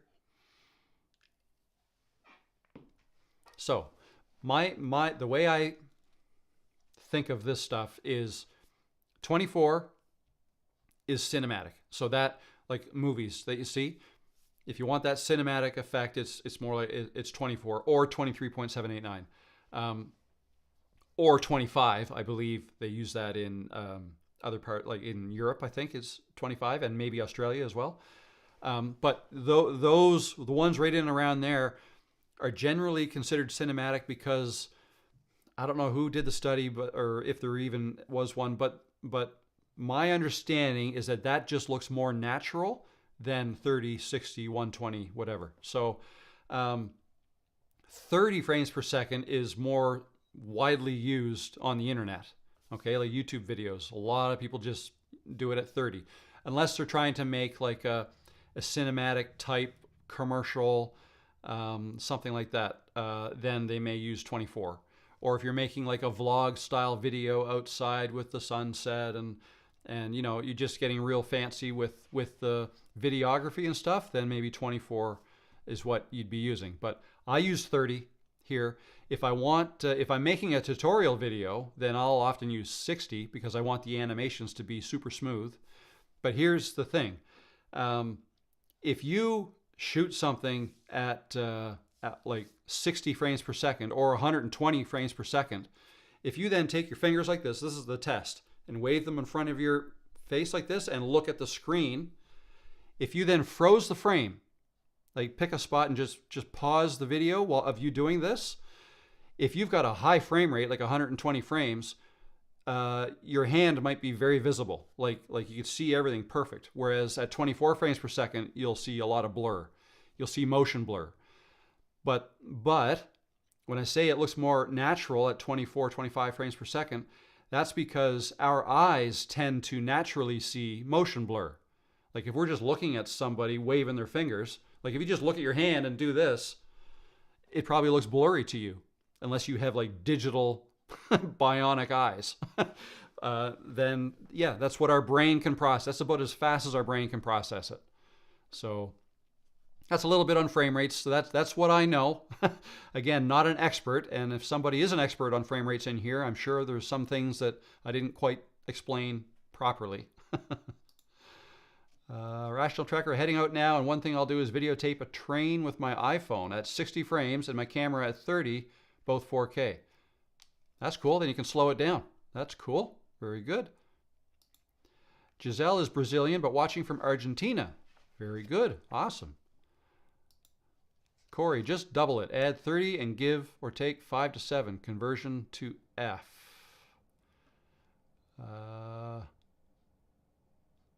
Oh, are you talking about the shutter speed? Yeah, I'm not too sure. And your digital makeover says, will your course go over how you come up with the concept for your thumbnails and perhaps design ideas that get people to click on your videos? Not exactly as of yet. Let me tell you something about this course. I've got, so here's the idea. Some of you may have seen a post that I put out on the community tab in YouTube yesterday that basically asked, what do you think I should charge for something like this? And I talked a little bit about what my plan was. So here's the plan. I plan, when it's ready, when the course and the membership area and coaching options, when everything is ready, I'm going to say 1 to 2 weeks from now.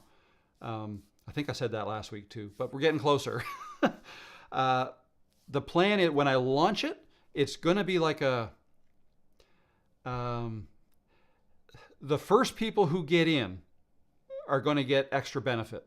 So what that'll likely be, the course is going to be at least 50% off of what it's going to be. So maybe even a third. Like, so the first people, and I'm trying to decide, like, do I open this up for, 2 days only, for a week only, for only X number of people? I'm trying to figure out the best way to do that. But whatever I arrive at, if it's a number of people or just a window, a time window, you're going to be able to get it at half off or 66% off or however it works out. And you're going to get 1 year free membership into the Creators Cove that I'm making. And then there's going to be some perks that come with that, like extra behind the scenes content and stuff like that. Group coaching options, things like that. So, but the other thing I wanted to mention is I'm going to then, so when I close the doors, once I've sold it to the first X number of people, I'm going to call that the pre-launch. We'll call it a pre-launch. So I'm then going to say, okay, you're in for a fraction of the price of what it's going to be. I'd like you to go through the course, and in exchange for this, I'd love to get some feedback from you. I want to know, what did I forget? Am I missing anything? Is there something else that I should have included in this course to make it even better? And I anticipate getting a bunch of feedback, and that I'll probably have to make a bunch more videos to add to the course. I can add it to specific sections of the course or at the end of the course as bonus material. So you mentioned about thumbnails, how to come up with the concept. I touched on that and my thought process and how I make mine. And I even show you in Canva how I made my thumbnails. And incidentally, the thumbnails I've been making lately are super simple, and you only need the free Canva account to make that, or Photoshop if you have it, whatever. So somebody who gets that course right off the bat might say, yeah, no, this is great, but it really would have been nice if you go into more detail on what are the best thumbnails to use, or maybe provide us some templates for thumbnails. And I'll think, okay, yeah, no, that's a good idea. So maybe I'll add that. Maybe I'll add a more comprehensive Canva course. Maybe I'll go into more details on something in Camtasia. Maybe I'll also make a video on CapCut, Audition, or whatever, right? Maybe there's 10 more videos I should make or more. So then I go back to the drawing board for the next however long I need. It might be a month, might be 3 months, I don't know. I'll make that additional content to make it better. Hopefully I'll get some testimonials from you initial group who signs on initially. And then I will prepare the the main launch, which will include all the new stuff. It'll probably include some of your testimonials, either text messages or video testimonials, whatever. I'll put those on the website. And then the extra benefit you get is that when I release the main thing, you guys will get all that for free, all the extra stuff I then create. So when you buy the course initially, you'll get all that, and then eventually, might be a few months down the road, you'll get more stuff, the more stuff that you asked for. Okay? That's my plan. So I just have to wrap my head around, how do I price this? How do I include the membership area? I'm thinking, like, if you buy the course, then you get 1 year free membership into the Creators Cove. And then maybe there's an annual fee to keep that going, but if you bought another course, then you automatically get another year or something like that. I'm not sure. And then there's going to be options for group coaching sessions or even one-on-one coaching sessions. I've had people ask me for that too. So that's all going to be kind of part of this. And so actually, let me share with you, take a look at this. So that's just something kind of goes along with what I was just talking about. That's some of the visuals I'm working on. This is a free guide. Well, I say free guide. I was initially going to use this as like a lead magnet, but I think what I'm going to do is I'm going to include that with the course initially. Somewhere down the line, I may start using that as a lead magnet, but that's basically an outline of the course. It's 11 pages. It just kind of goes at a very high level, like plan, identify the video topic, and so on. There's just 1 or 2 sentences for each thing, but the course I made is like each one of these things, and it doesn't line up exactly, but each one of these things is a video, anywhere from 5 to 20 minutes long, that goes through these things in greater detail. Recording, more peanut, organizing, editing, uploading, how to do all that, repeat the process, and so on. So all of that's going to be included. So going to have the success course, going to have the YouTube Creators Cove. What do you think of the name? Is that cool? I had a little help from ChatGPT with that. Give it a maritime flavor, right? So Cove, harbor, anyway, just having some fun with that. So yep, look for that once. So that's my plan. So let me know what you guys think of that, and if you have any suggestions, I'd love to hear it. I'm getting some great feedback on the in that poll that I conducted, so that's great. Yeah, so there you go. Quick caution on wireless and phones. You may need a special adapter cable. DJI has one. Rode has one. For Sennheiser, I use a special USB adapter that allows the audio to work. Yes, yeah, I'm aware. I have that too. That came with this one. It's something to do with TRS versus TRRS, right? Like this has 2 or 3 little black lines in it. I don't know if you can see that. 3 little black lines. I think that's TRRS, but some of these plugs only have 2 little black lines, and they won't work. Or sometimes you need the 2 to be able to plug into this kind of camera, but you need the 3 to plug into your phone. So, yeah, YouTube is your friend when it comes to that stuff. I got burned on that a little bit too.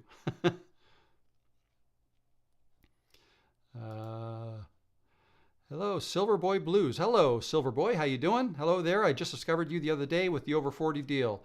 I've never made a video, but I am known some in my YouTube community, Precious Metals, for being in the chats.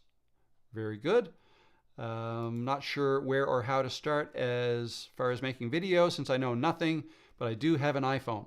That is the hardest thing, is to try to figure out what to talk about in videos. But what I like to say to people is think about something that you're either good at or relatively good at, don't have to be an expert, or are passionate about, okay? So, it could be a hobby. It could be something you are really good at work, like just something specific about work.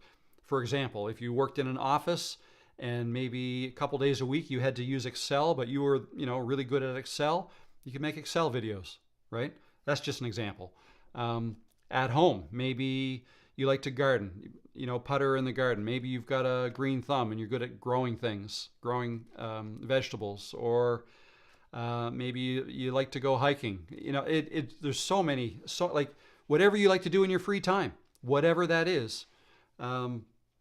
Or think about what you talk to your friends and family about when you're, at your most relaxed. Okay, so if people coming over to your house or you're going over to your family's house, whatever, what would you normally talk about? If and kind of think of that first, and then try to think, is there something about that I can kind of expand on? And just remember, you don't have to be an expert in whatever you talk about. How about this for an idea? Just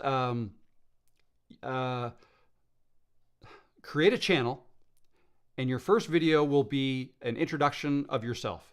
So you set up a camera on a tripod, and you talk to the camera, and you just say, hey, my name is Rob. I've never done this before. I'm making a YouTube video. Yay me. Not sure if this is even going to work. But this is my first video. Let me know what you think. Should I make more? What do you want me to talk about? Maybe that's a little too general, but you could just say something like, this is me. I like this. I like horses. I like cars. I like dogs. I like cats. Whatever it is.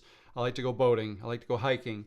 This is what I do for work. And if there's anything else you want me to talk about, or if there's anything that you hear that, I'd be interested in that, let me know. And then eventually you'll start to get comments, and from the comments will come ideas. Somebody may say, yeah, on your video, you talked about this. Can you tell me a little bit more about that? There's a video idea. Something else you could do after you make your first introductory video, and if you don't get much response from that because you're brand new, your next video could be just, like I said, pick one of those things that you might be just even a little bit interested in and talk about it for 5 minutes or whatever. Set the camera. Because also remember, and I made a video about this, the first videos that you make in the grand scheme of things don't matter. They don't matter at all. If your goal is, let's say a couple of years from now, you want to be at 5,000 subscribers, 10,000, 100,000, I don't know, whatever it is. Let's say it's just even 1,000. Let's say it's a year from now. You're at 1,000 subscribers. Well, that means you probably posted, 20 to 50 videos in the year. And most of your 1,000 subscribers will have subscribed to you probably within a couple months. If it took you a year to get there, then most of them would have come in the last couple months. It really is exponential growth. The growth starts really slow and then starts to go this way for you guys. It starts to go up, and then it just, where if it might have taken me 5 or a month of like 4 videos before I get 5 subscribers, and then maybe another month to get to 10. But then in that third month, it might go to 20, and then it might go to 100. Like it really does pick up exponentially, as long as you stay consistent with it. So by consistent, I mean just post regularly, whatever your schedule is, if it's weekly, whatever, just post something. And then after you have 4 or 5 videos there, let's say you're at 10 subscribers. Well, again, in a year, when you're at 1,000, those first 10 subscribers, right, they may or may not still be there within your 1,000, but 800 of those 1,000 probably never saw your first video, unless they were curious and they went back to the beginning of your channel. But more likely than not, they haven't seen it. So that's why I like to tell people not to worry about your first video, because it really is just for you. It's for you to practice and try to get better at filming yourself. Your first several videos, like 5, 10, 30, whatever it is. I like the idea of and we talked about this in here before.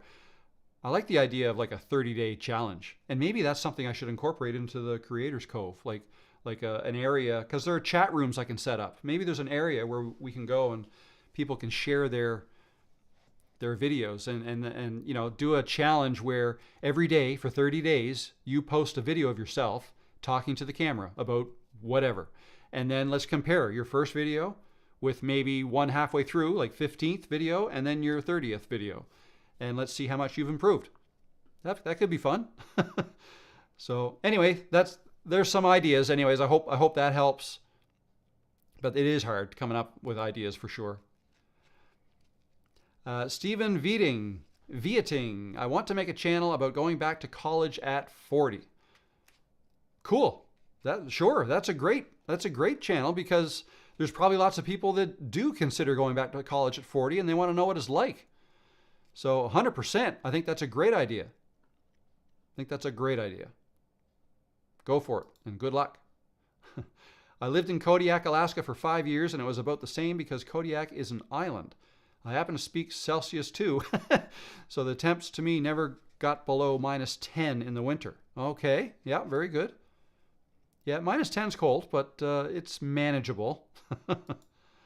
Only rarely reach 30 Celsius in the summer, and guys are out shirtless. It's usually more in the 15 to 20 range in July and August in Kodiak. Okay, cool. I'd say here the average, like a nice summer day would be in the high 20s right now, 28, 27, 28 Celsius. Very good. Bissell Maple Farm. Great channel, great niche. Thank you, and welcome to the live stream. Thanks for stopping in. Recently, Dan Malloy. Hello, Dan. Recently found your channel and have been trying to view older videos. Cool. Welcome. Eduardo. Hi, Rob. I used to work as a broadcast TV station video editor, and now I'm a YouTube content producer. I work from home now, and I regret not making this change earlier. Much better now. I'm glad you said that. But at least you've done it, and now you are a content creator, and you're probably enjoying it. But yeah, the fact that you say you regret not having done it sooner, I also wish I had started this much sooner than I did, and that's what I'm trying to tell people as well. Like anybody who remotely is thinking about starting this but haven't yet, let's say you do start now. Well, 3 years from now when you're into it, I bet you anything that you will say to yourself, you wish you had started like 10 years sooner. So that's why I'm trying to tell people, just start. Like it's just, once you start, it gets easier. It gets so much easier. Great job. Love your content. I'm planning to launch a channel on commercial vehicle safety. Cool. That's an awesome idea. How's Nova Scotia or New Brunswick as a retirement place? I'm in the Toronto area. It's wonderful. I've got a friend that used to be a neighbor when I lived in Mississauga, and I've been back here since 2000, but he moved here in 2020, not to retire yet, but he's loving it. Well, depending on where you are. Oh, you're in the Toronto area, so then, yeah, so the house pricing is a whole lot cheaper here than it is in Toronto. Although house prices in Halifax have gone up quite a bit since the pandemic and whatnot, as they have in most places, but still probably a lot less than they are in Toronto. So yeah, no, lots of people retired down here. Much slower pace, that's for sure. How are you doing that display there with individual comments? That's pretty cool. Ecamm Live is what I use. Ecamm Live is the software. It's the streaming software. And if I can show you. So what I'm looking at here, that is Ecamm Live on my MacBook. Well, all these monitors are plugged into my MacBook. But I see Ecamm Live there. Here, I see YouTube. That's my YouTube studio. Okay? And I can see all those chats here, but I can't click those chats and have them display. So in Ecamm, the chats display right here. Okay? And I can click those. When I click on one there, it will display on the screen. So that's why, see, I'm running behind. See, I'm only up here. But this one is current. So every once in a while I'm glancing over there, but I do have to get better at that. I say that every week too. But yeah, that's how I do that. Ecamm Live. I love that software. Thumbs up for the guest idea. Good. Yes, interviews with seniors. Great idea. Sounds wonderful. I'm guessing I'm about a half hour behind. That's I'd love to see interviews with older creators. Helen is so fun and hilarious. Great idea. I'd welcome the chance to be a guest. Awesome, Joanne. Okay, cool. I used to do a little public speaking, and bullet points worked much better for me than having things written out. I'm finding that too. I'm finding that too for sure. Brian Dixie. Hello, Brian. Social media is filled with negative comments. It's best to delete them, block them, ignore them, almost never reply to them. Yep, that's basically what I like to say is whatever works for you. I did. You probably saw. I did. Well, maybe you didn't, but I did a video. I posted a video to YouTube on Friday that talked about dealing with hateful comments on YouTube. It's on the screen here, and how I deal with it.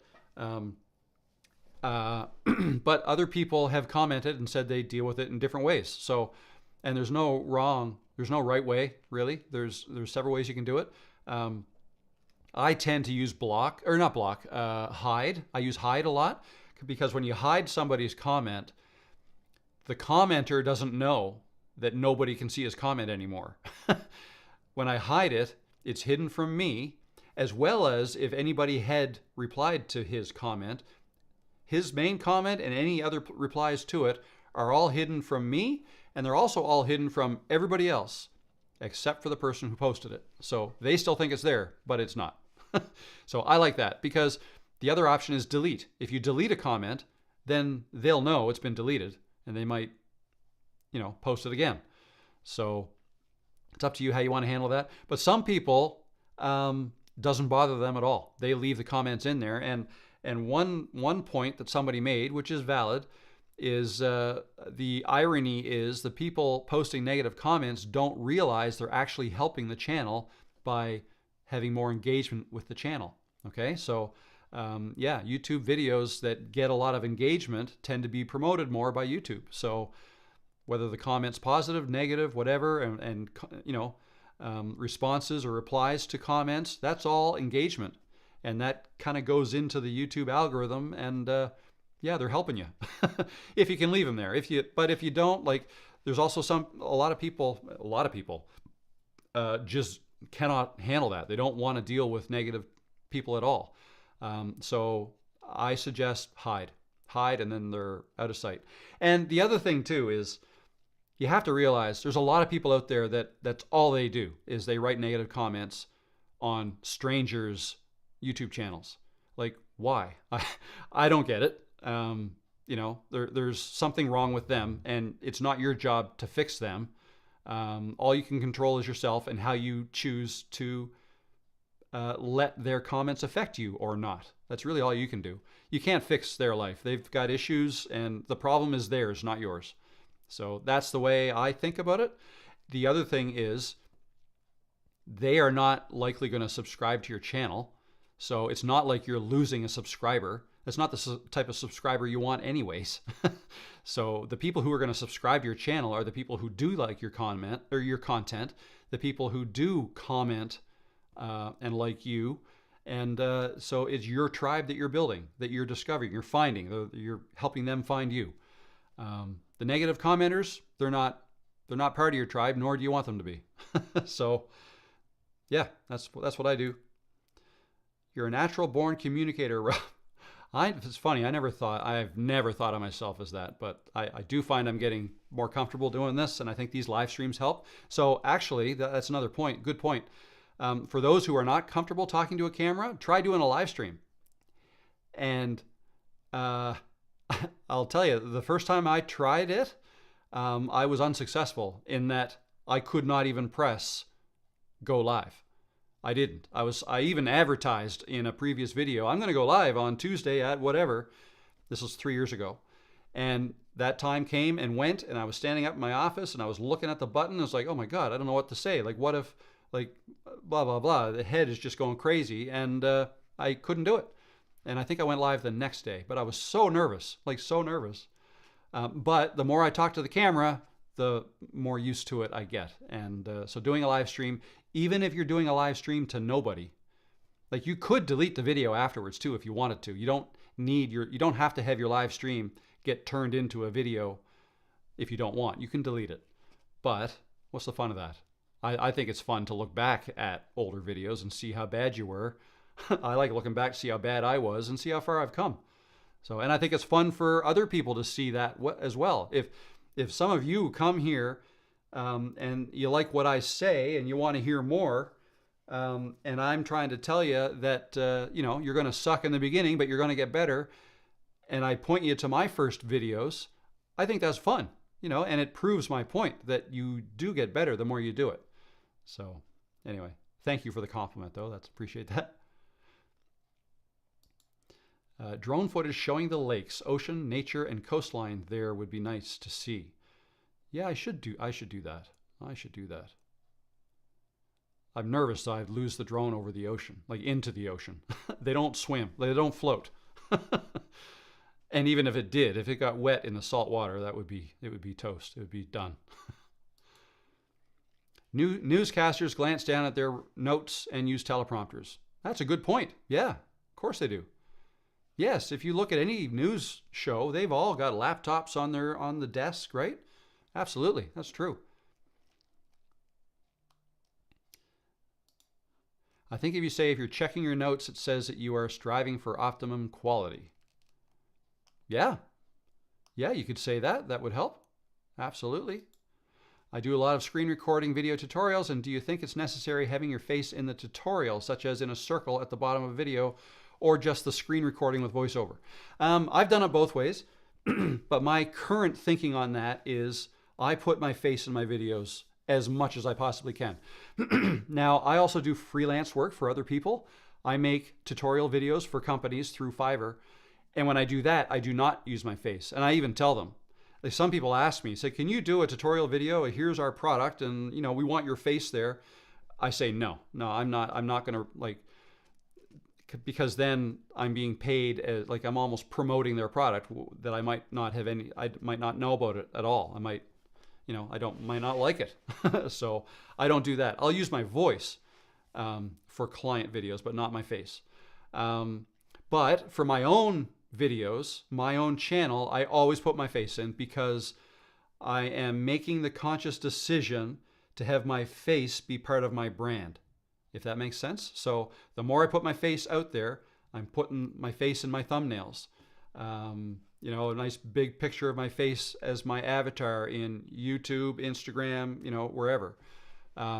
Just get my face out there as much as I can, and then people might start to recognize me when I pop up in their YouTube feed. It's just a quicker thing. They might not. So if they didn't know my face, they might have to read what text is on the thumbnail, what's the title of the video. Okay, that's interesting, I'll click that. Whereas the more I get my face out there and people start to recognize my face, people meaning subscribers, they may see the face and my black glasses. Actually, I'm trying to consciously, I hope these don't ever break because, well, I do have a backup pair, but I'd have to get something similar because that's kind of part of my brand too, because I'm always wearing these. So I'm consciously trying to, I'm sounding like a marketer. I've taken marketing courses, but it's familiarity. I say that right? And then, if people see my face and it's like, oh, Rob, click. They might not have even seen the title, but they saw my face and they wanted to see what I had to say. So that's why I put my face in. It helps with branding, especially if you're going to use your likeness as your branding, which I'm kind of recommending people do. Maybe it's not right in all cases, but sometimes it's natural to be looking at notes and not even needed to mention it. Yeah, you can make it look natural. Yeah, the ones who are good at it certainly do. Personally, I love AI-generated YouTube videos because the voice is easy to follow. It can be kind of frustrating when listening to a real person who takes a long time to get to the point. I get that. Yeah, I get that. And I'm probably one of those people because it takes me a long time sometimes to get to the point. I find these live streams I'm able to speak a little quicker because I'm typically answering questions, so I know what I want to say. I just answer the question. Whereas if I'm sitting down over there and I'm going to make a video, well then sometimes I have to think a little bit more and I might be slower to deliver that. So I get it. But I think what I'm finding is I think age comes in, and I have no idea how old you are, but I think age does come into this here. I think the older generations appreciate the slower speaking speed that I'm providing. Okay, I've been told that. Whereas, if to each their own, like some people like fast paced, get to the point. Other people are more there for, I don't know, to hang out and to listen to what I have to say as a human being.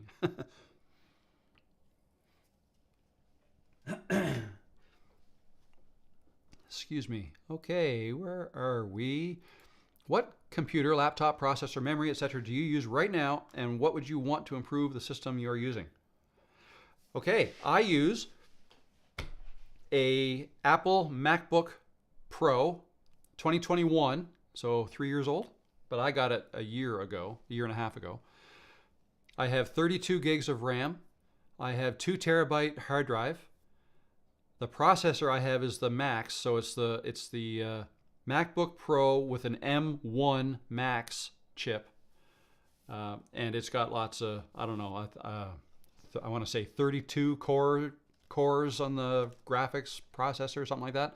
I don't know. It was not cheap, but I wanted it because I was doing a lot of video editing at the time for other people, sometimes hour-long videos, and they take a long time to render. So if you want to speed up your rendering speed, get a bigger processor with more RAM.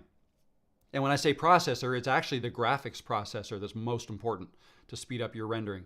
Bottom line is, video editors and gamers like the same kinds of specs in their computers. Big graphics card, big processor, lots of RAM, whatever you can afford, really. But having said that, you don't need top end to do this. But like if you're only making one video a week, then, whether your render takes 5 minutes or 20 minutes probably doesn't matter to you that much. But if you're rendering 10 videos every day, which sometimes I was, processing speed is a big deal. So I hope that helped. And Tech Troublemaker, we have super chat. Thank you very much. I appreciate that. Tech Troublemaker says, I do talking head videos with slides. This seems boring to me. What would you suggest as the best way to present information? I guess it depends on the information. People like video. People do like video. But I don't know. If it's like a corporate thing, like for a corporate presentation, then maybe you can't get away from slides. But maybe if you put yourself in the slide, like make a video of the slides, but have yourself like in a circle mask or something in the video. That might not be a bad idea. Or you could like using software like Ecamm Live or OBS. You could use something like that to capture your slide presentation, but also put yourself in a circle mask on the screen, and then you have control of when to switch slides, right? Like doing a live webinar, something like that. That's probably, talking head videos with slides. What makes it less boring is like if you do some things on the screen, like have some of the text slide in and slide out. Like maybe if you're doing a slide, try, like let's say there's a slide with 5 bullet points. Well, try having the slide start with no bullet points. And then every time you click a button, 1 bullet point will slide in. You talk about it. Then another bullet point slides in, you talk about it. Stuff like that, I think, helps rather than showing everything and then just kind of explaining through it. So I don't know if that helps. That might help. But thank you for that. That's awesome. Chandra says, you are your biggest asset. Don't underestimate your unique personality.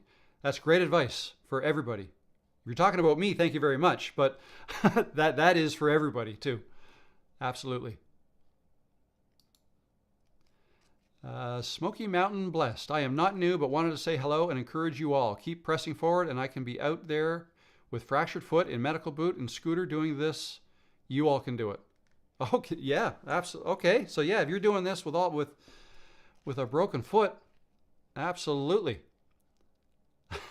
Very good. Luckily, since I have the Rodecaster Duo, I don't need a cloud lifter.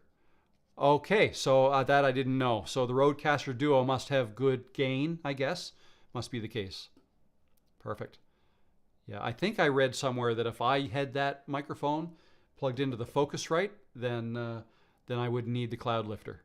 Sometimes if you, well, I think depending on how much money you spend on your audio interface, cheaper ones might introduce a little bit more noise when you start boosting the gain. And mine is probably on the cheaper end. I think the Rodecaster stuff is a little more high end than what I have.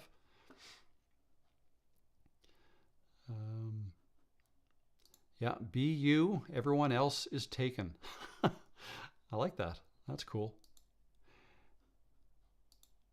AI voice mispronounces a lot of things. Yes, it does. It does, for sure. It's probably going to get better at it, though. That's the thing. But still, I like real human voices. Hello, Sophia. How you doing? Good to see you. Hi, Mom is 74. Just started an arts and crafts channel. I'm not on camera, but chat with her while she's doing her thing. I also edit. So yes, this older generation wants to try new things in Portugal. That's cool. Love it. That's great. Yeah, way to go, Mom. I tend to avoid videos using AI voices. I do not care for those AI voices. Yeah, I think a lot of people feel that way, but they are getting better. And pretty soon, you may not be able to tell the difference. Luckily, since I have the Rodecaster Duo, since it has a built-in preamp. Perfect. That's the reason. AI voices drive me crazy. Mac chats. Hello, Mac. How you doing? Thinking of starting my own channel. Does anyone know what's the best editing software on a budget? That's from Dublin, Ohio. Oh, that's from Dublin. Oh, and great channel. Thank you. On a budget, you can't beat free. CapCut. CapCut, the free version, I think is a great one to start with. If you love it and you want to do more things once you get into it, you can always upgrade to the paid version. And even the paid version it's not that expensive. There you go. Accents are very endearing. I think so too. Kind of proves where you're, or lets you know where people are from. Travel with Lil. Not only that, it doesn't sound natural enough. I think it distracts from the video, the AI voices. Yeah. I like accents also. One of my other channels has grown faster with AI than with no AI, which makes me wonder why. I'm not anti-AI either. I use AI. I use ChatGPT actually quite a bit when making my course to come up with better titles for what to call my course, what to call the Creator's Cove actually. So that is that here? Yeah. Community name ideas. So I asked ChatGPT. Here's what I asked. I have to create groups in the membership area. I'm using Kajabi to set this up. What group names do you recommend? Knowing that I had told ChatGPT before that my handle is Rob the Maritimer with maritime theme, and what do you suggest? So the 10 suggestions were new sailors, navigators, anchors away, as in AWEIGH, creative captains, tech tides, wave makers, charting courses, that's cool, content creators dock, sailing into monetization, community harbor. So actually, yeah, Community Cove wasn't even one of them, or Creators Cove. I was thinking Community Cove, then I thought Creators Cove actually fit better here. Creators Cove. I don't know, I like the sound of that. Anyway. Yeah, so I love ChatGPT for things like that, to come up with ideas, titles for videos or titles for course names. Yeah.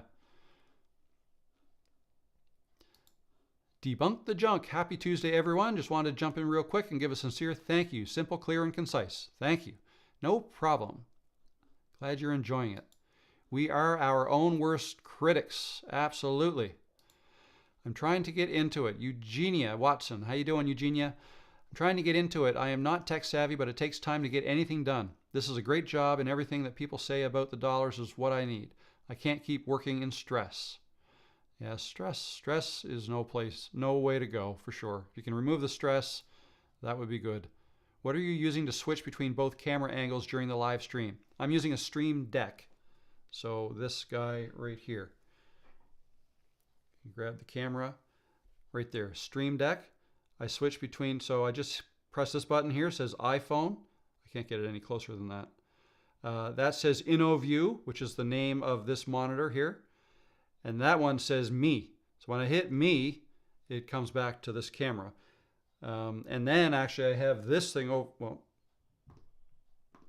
here I've got this thing here that if I press this button, the Me goes to a different camera. Goes to that camera. That camera, no. That camera there, looking at the chair. I still have my desk all set up from the course videos I was making, all the stuff I was showing. So yeah, that's what I use to switch my cameras. Stream Deck is awesome. You can connect that. It's basically like an extension of your keyboard. You can assign things to buttons. So I've assigned scenes that I've created in Ecamm Live to my Stream Deck. So that's how I do that. Oh, I'm looking at the screen, but you guys can't see me because I didn't switch back. There you go. I used to work at a college radio station, and I hated how my voice sounded at first. If something doesn't sound right, commenters will probably let you know.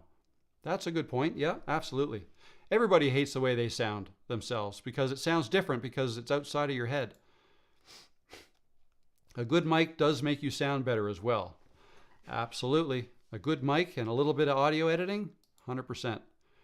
Rob, I hope you don't stop doing Camtasia videos as well as your new YouTube venture. They are golden. No, I don't plan on stopping those at all. I was starting to get some questions and requests to back things up a bit and do some more generic Camtasia videos. So that kind of fits in well with this as well, because when I was doing the Camtasia videos as part of the course, I did kind of go right back as if it's the first time you're seeing it and explaining things. So yeah, no, but the odd little more complex Camtasia video will be there as well. I won't stop, 100%. I've been using ScreenFlow for a long time. I have heard of Camtasia, but not too familiar with it. Do you have any insights on why one would use Camtasia over ScreenFlow? I don't know. ScreenFlow I know is for Mac, I believe. I remember hearing about it years ago when I was still on a PC and wondering if there was another software that compared to Camtasia at the time, and there really wasn't. Now, I don't always use, so it's funny, like the videos I just made for editing for this course where I was sharing my screen, so I had to record my screen. I didn't use Camtasia to record my screen. I used Camtasia to edit the video together, but I actually used OBS to record the screen. And you can use Ecamm Live too to record the screen. I just find it easier. I don't want to use Camtasia to record Camtasia. I just think that's asking for trouble. So I use another program to record that, and I just use the Camtasia editing part of it. I just like the way, so much easier to animate things in Camtasia than some of the more complex software like DaVinci Resolve and Premiere Pro and stuff. I have not heard of Camtasia, no idea what it is. Editing software that specializes in screen recordings, made by TechSmith. iMovie CapCut is easy to use. I now use Final Cut Pro. Love my Apple products. I'd probably like Final Cut Pro if I tried it too. Probably would. Looking forward to the conversation on your Over 40 YouTube course. When will it be released? How can we be notified that it's available? Price and all the details on the different support options. Why don't I tell you that right now? Because I said this is going to be 2 hours or less, but we're already over 2 hours. So that's already not going to happen. But yeah, so let me talk about the course a little bit. So again, this is, where is it? I got some notes here somewhere that I wanted to share with you.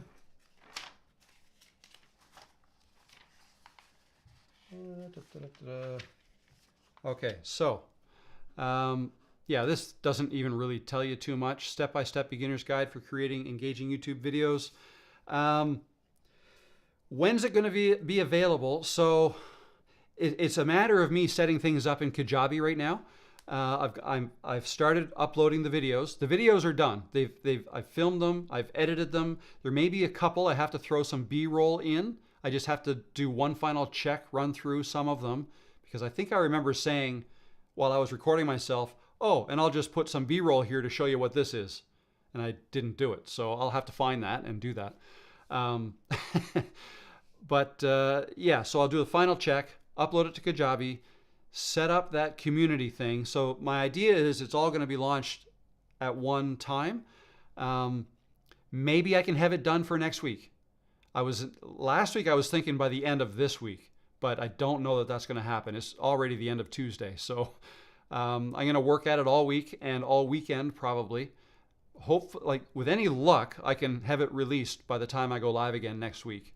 No promises, but I'll try. So yeah, so that's what I'm going to try.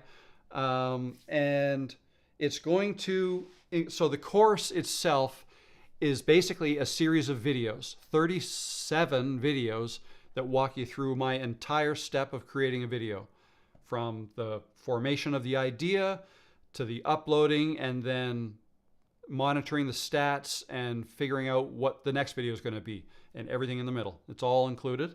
And you can just follow one video at a time. Now, so the course is 6.5 hours long, but it's not going to take you that long to do all this once you get going. So like right now, I could probably, like when this is over, if there's a question here that I feel like would make, like me answering it would make a good video, once this live is done, I can go over to that chair, set stuff up, do the video, come back here, edit it, and I can do that all this evening and schedule it for tomorrow morning. So once you do it, things happen real quick, and you can start using things that you used in your previous video in your next video, like thumbnails. Just change the text, change the background image, re-export, done. Things like that, right? Descriptions.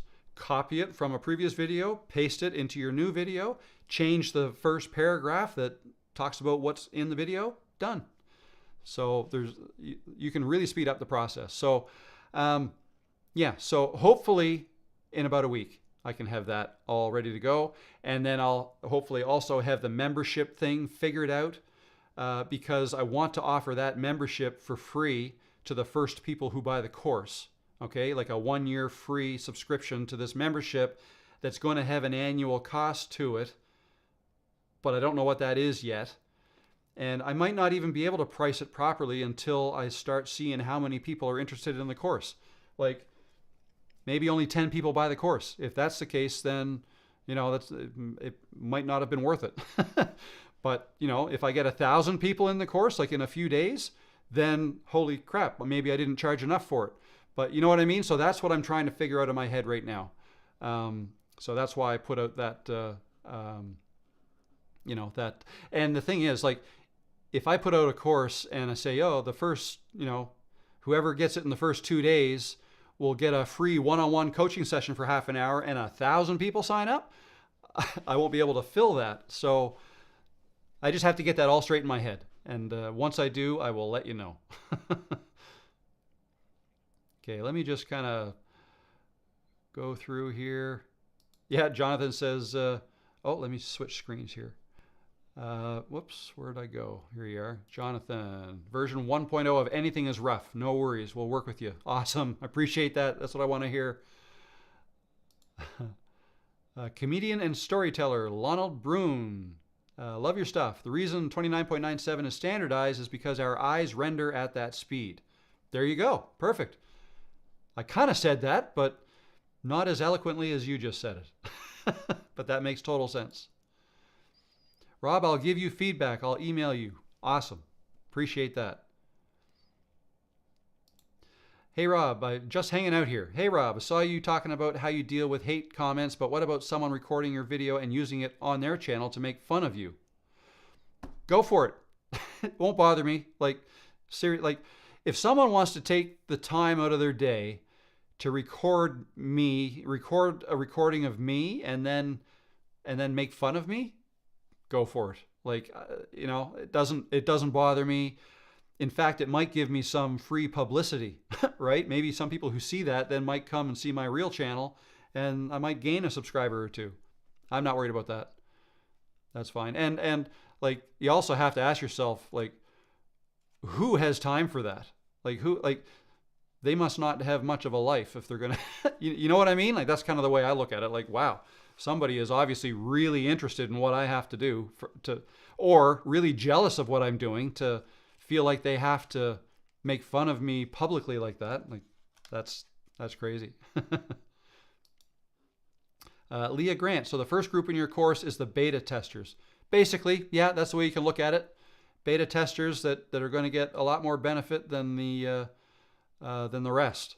Once the full launch goes, that's the way to do it. Because I haven't done this before either. I haven't launched, and I'm going to say that right up front in the course material, like the landing page I'm gonna build. I have to build that too. Is going to say, like, this is not going to be a super polished, perfect course.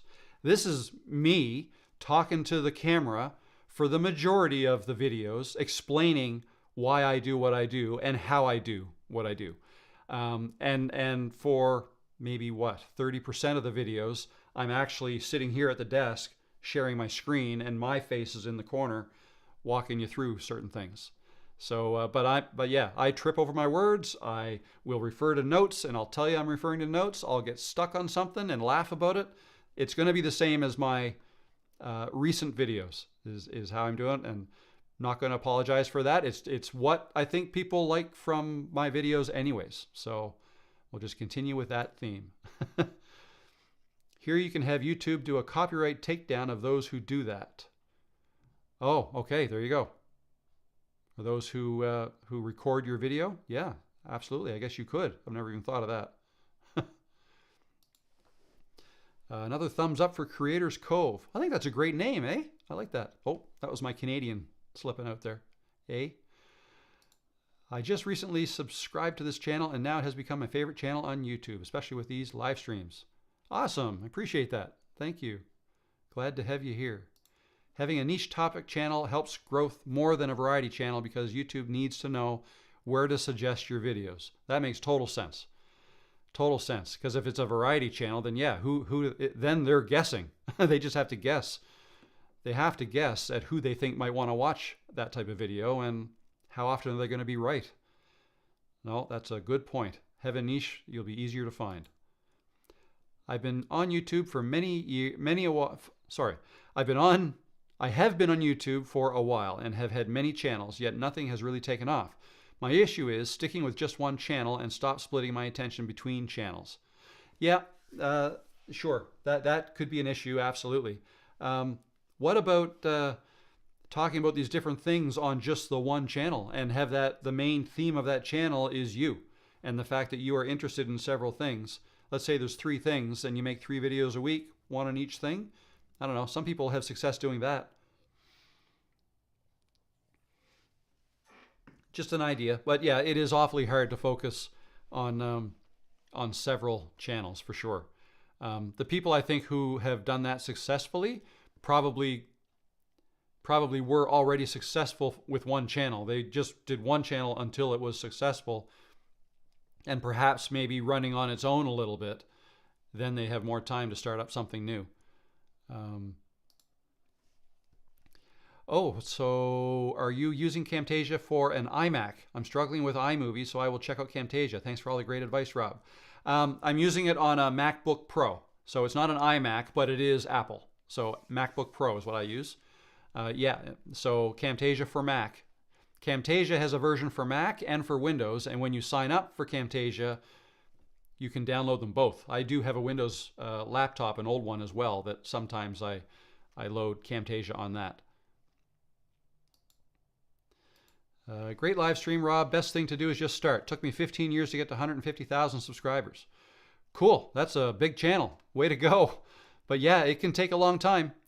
Everyone's journey is different, but Absolutely. Great.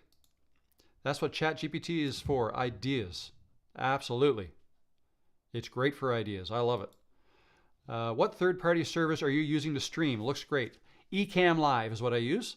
So it's software. I'm not logged into a service like StreamYard or Restream. I'm using Ecamm Live, which is software that I download to my computer, and it connects directly to my YouTube, and the live stream goes out YouTube. And yeah, I love it. It's only available for Mac though. Software that would be similar for a PC would be vMix, VMIX. You could search that if a PC is what you're using. Pam Power says, at some point, would you do the ticker tape instruction again? I can't find it. The ticker tape instruction. I don't know what you mean by that. Sounds like something I might have done in Camtasia a while back. Probably in one of my 3-hour live streams. That might be hard to find. But I might have it in the title of one of those live streams. I could try to find that. I wish I started streaming sooner and posting more often sooner also, but still being consistent helps. So that just so I'm going to say something about that.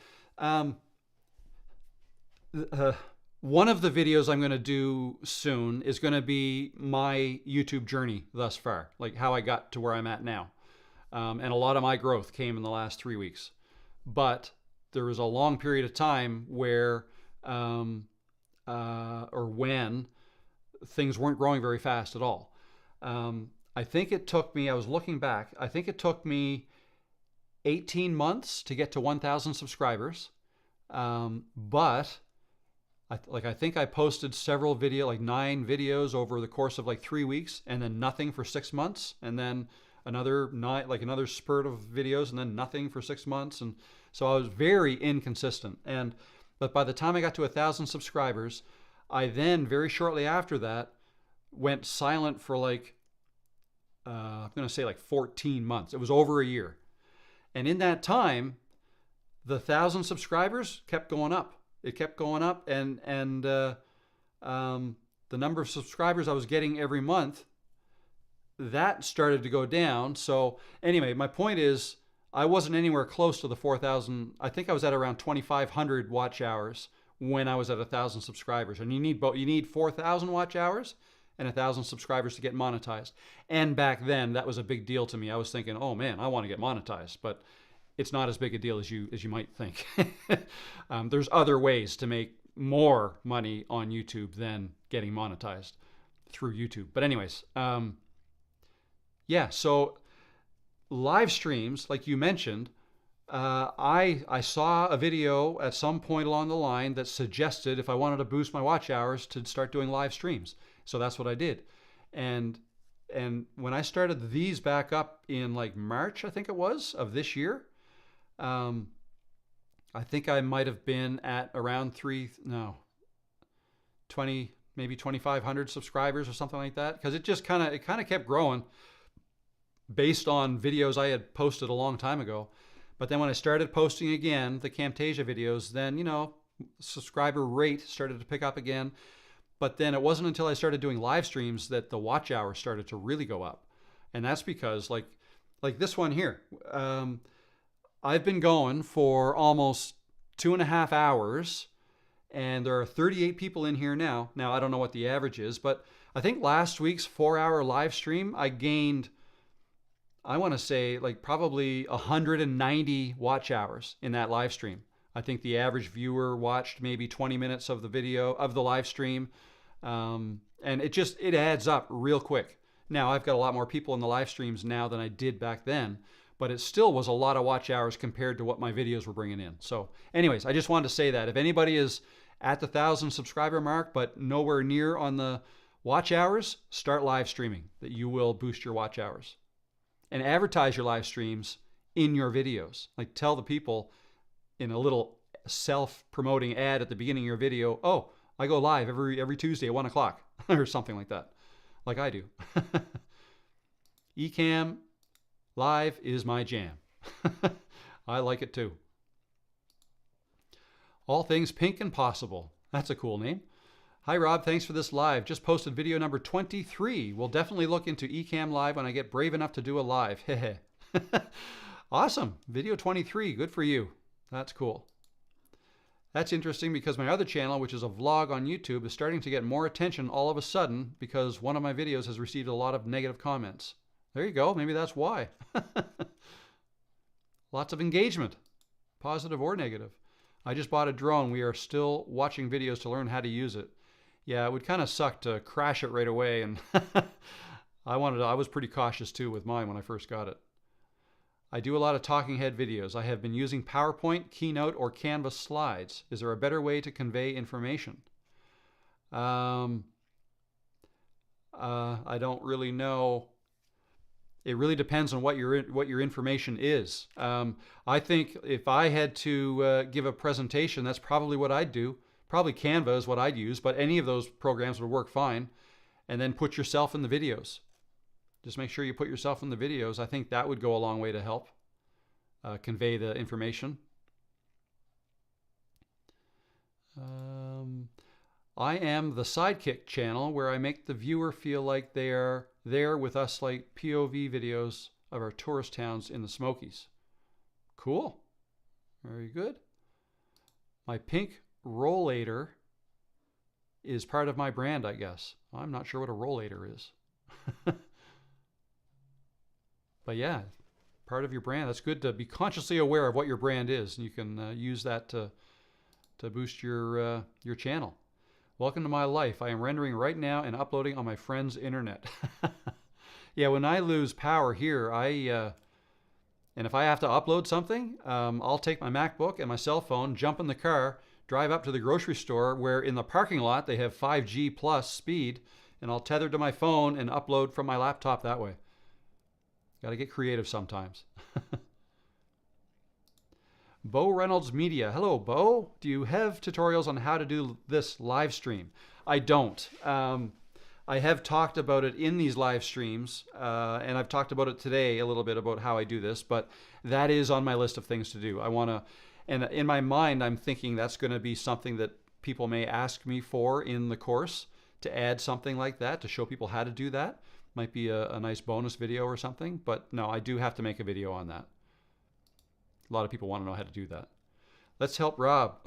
36 watching and only 12 hit the like button. What are you? Very good. 41 now and 74 likes, so you guys must have seen it. Awesome. Thanks, guys. Thanks, Eduardo. Where are we? John Hyman. Hello, John. One piece of content can be set into as part of different products such as audiobook, video course, Kindle book, mind maps, checklists, and charts. Very good. Yeah, so you're talking about repurposing content on different platforms. Great idea. Greetings from South Africa. Jim. Hello, Jim. Good to see you. Thanks for sharing shots of your setup. No problem. Got no problem showing you that. You have a Mac. Perfect. You can use Ecamm.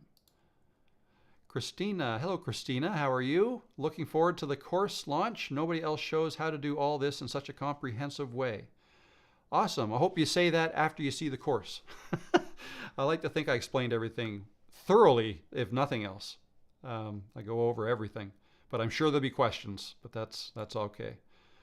Ronald, not sure if you covered this. Wondering, why did you move from Mississauga to Halifax? I moved home.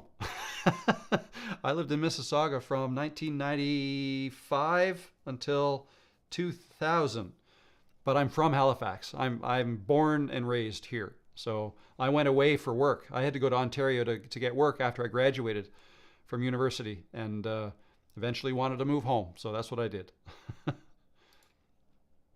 Violetta. Very useful technical info. I worked in TV for 16 years, till 2016 as a programs creator, not on the technical part of the job. Thanks for the info. No problem.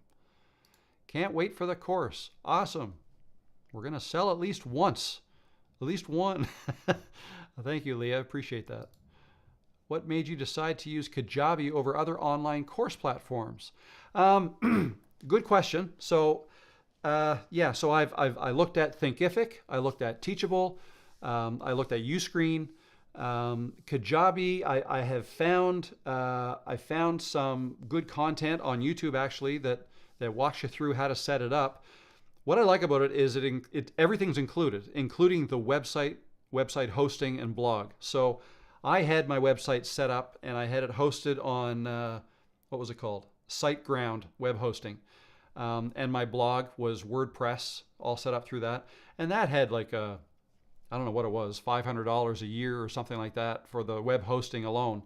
And then I was going to have to get something, if I used like a Teachable or a Thinkific or something like that. Now, I might be wrong because my thought process was I wanted everything in one place. Website, blog, payment processing, community, and the ability to set up like chat rooms, the ability to host lives or like coaching calls, one-on-one coaching, all of that. Oh, and also an email and a funnel system, right? So if people sign up for something, I could potentially set something up that'll send out an email once a week until they either buy the course or decide they don't want it, whatever. All of that marketing stuff is included in Kajabi. Now, it's not cheap. I want to say it's $159 a month, but it'll allow me to have everything together, and then I don't have to pay extra for hosting, or I don't have to pay extra for an email system like ClickFunnels or what else is there? ConvertKit or ActiveCampaign or something like that. Yeah, so that's why. But it's not the only way. It's not the only way. It looked good to me. Yep. Paul Kane, the toughest thing I find is finding a niche. I posted random videos, and the best performers are those when I've traveled. As someone in their 50s, it's hard to figure out a niche to be consistent in. Yeah, it is. Again, I would try to think of it from your own perspective. Don't try to make videos that you think will make other people happy or that other people might want to see. Just try to make videos about things you are interested in, and that'll shine through. And then you'll naturally get people who are also interested in the same thing finding you through YouTube. That's the best way to look at it. Like, if you like to travel, then travel vlogs, I mean, that's a big industry for sure. And sure, there's probably hundreds of videos out there of people who made a travel vlog in, pick your city, Paris, Rome, San Francisco, wherever. But if you've got your own way of talking, of connecting with your audience and whatnot, then people might rather listen to you. So yeah. So you don't have to reinvent the wheel. You can do something that some other people have done before, but if it's you doing it, then it is new. You want to think of it that way. Wooden Bell says, is there any money in YouTube with like 30,000 subscribers? It depends. Well, yeah, you can. There are if you're just talking about subscribers, that's really not a fair way to look at the potential. It depends on what kind of channel you have, and it also depends on how you're monetizing it. If you're only talking about YouTube AdSense, then 30,000 subscribers, it's really going to depend on your content, but I wouldn't say you'd be able to get a full-time income out of that. But if you're teaching people things and selling them digital products, or being able to offer a digital product that helps people learn the things you're talking about in your videos, then sure, yeah, 30,000 subscribers, you can most definitely earn a full-time income. But you're not getting your money from YouTube. You'd be getting your money from, whatever, selling courses or selling coaching or selling digital products like Canva templates or like Etsy products or whatever. Whatever. I mean, it's really endless what you could do. But yeah, it's really hard to, there are probably people with 200,000 subscribers in their YouTube channel, right, who don't make enough to support YouTube as a hobby for them, but because that's all they're doing, trying to rely on the YouTube AdSense. Meanwhile, there's probably people out there with 5 to 10,000 subscribers who are bringing in six-figure incomes because they have an entire business model behind it, and they're using YouTube to drive traffic to something else. Okay, so that's really the way you have to look at it. Hi, Callie. How are you? Good to see you here. Have you ever done a live stream and no one watched? Yeah, I did. I think my first one. Although I had made a few videos before I went live the first time. So, and I think what I did is in like the 2 videos leading up to my first live stream, I said that I was going to be doing it. So there might have been like 3 or 4 people there, is what I want to say. But yeah, but then people will find it afterwards, because when your live stream is over, it becomes a video that YouTube can then promote, right? Mackenzie Mill says your live stream got 1,200 views, 1,500 in the last month. You are doing amazing. Thank you. Yes, no, people are liking the live streams, which is great because I like doing them. Raw Warrior, hello, Raw Warrior. How are you? Do you do one-on-one coaching? Not at this very moment, I don't, but I'm going to be offering something like that once I have all of this stuff set up. So it'll be through the Creators Cove that I'm setting up. There's going to be coaching options through that. In my mind, I'm thinking initially like a 2-tiered thing. One for coaching, one could be group coaching sessions. Like maybe I go live through the Creators Cove once a week, where everybody who's a member can come in and start asking questions, and I'm kind of coaching a bunch of people. But then also offer a one-on-one option that would obviously have to be priced higher.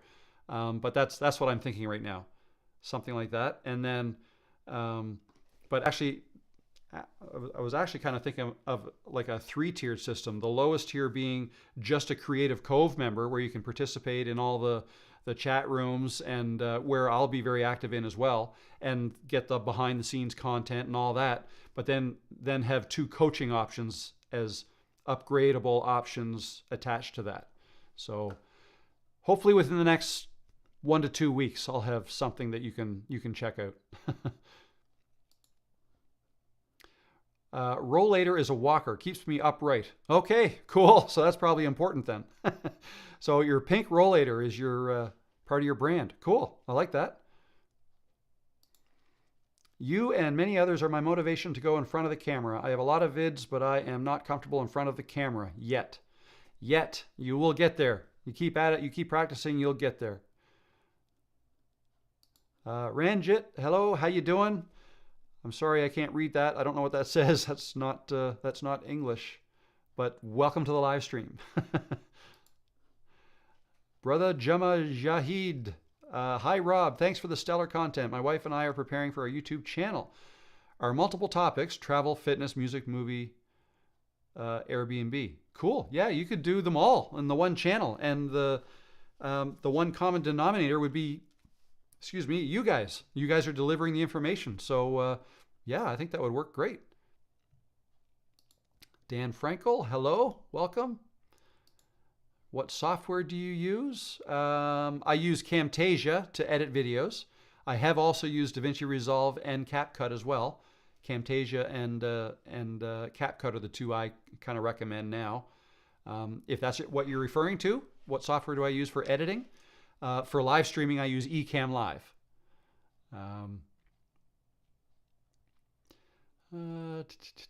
Thanks so much from across the pond. No problem, Paul.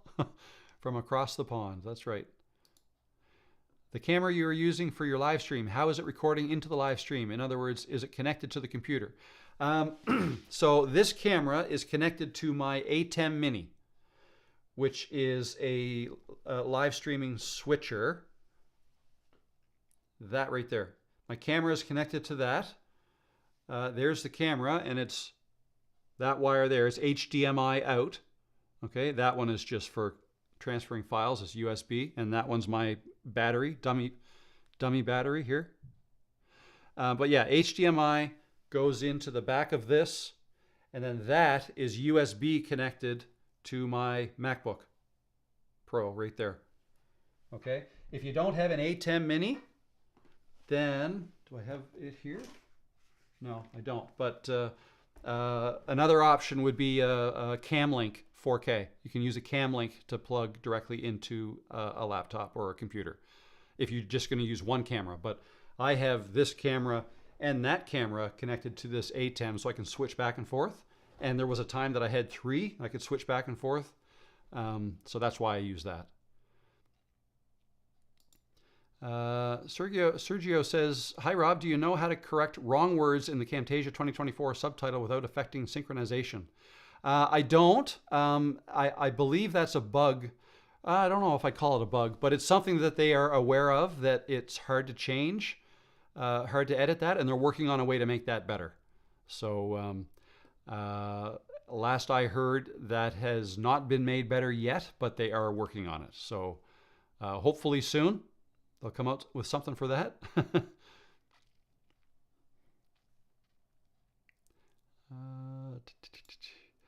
Ronald H says, "Did you consider Udemy as a cheaper course delivery platform than Kajabi? Plus, you could maybe use Discord to chat with members." So I have, yes, both of those I've considered. My kids say I should use Discord. My hesitation with Discord is that's another piece of software that people would have to download and have on their computer. I think the majority of the people who are interested in this course and the content I'm delivering right now are people over 40, and many of them over 60. And I don't think they're interested in loading up Discord or any other software if they don't have to. So that's why I'd like something right in the website. So you log into my website, there's the course, there's the community, it's all right there. I'm trying to make it easy. Nothing against Discord. I have used it and know a little bit about it. Certainly not an expert in it. My son uses it all the time. My daughter has used it as well. And they've told me, oh, you should use Discord. But that's my reasoning for not. I question how many people over the age of 60 or 70 even are going to want to be loading that into their computer. So that's why I don't want to do that. And as far as Udemy goes, I have looked at that as well, but that's not going to give me a website. Like, I want robthemaritimer.com to be a website that doesn't just host a course, but also hosts a community, which you can't do in Udemy. I think Udemy is just a course or courses. I want to host the community. I also want to have a blog. Eventually, once I get things going here, every time I release a video, I also want a blog version of the video to go on the website where my video is embedded in that.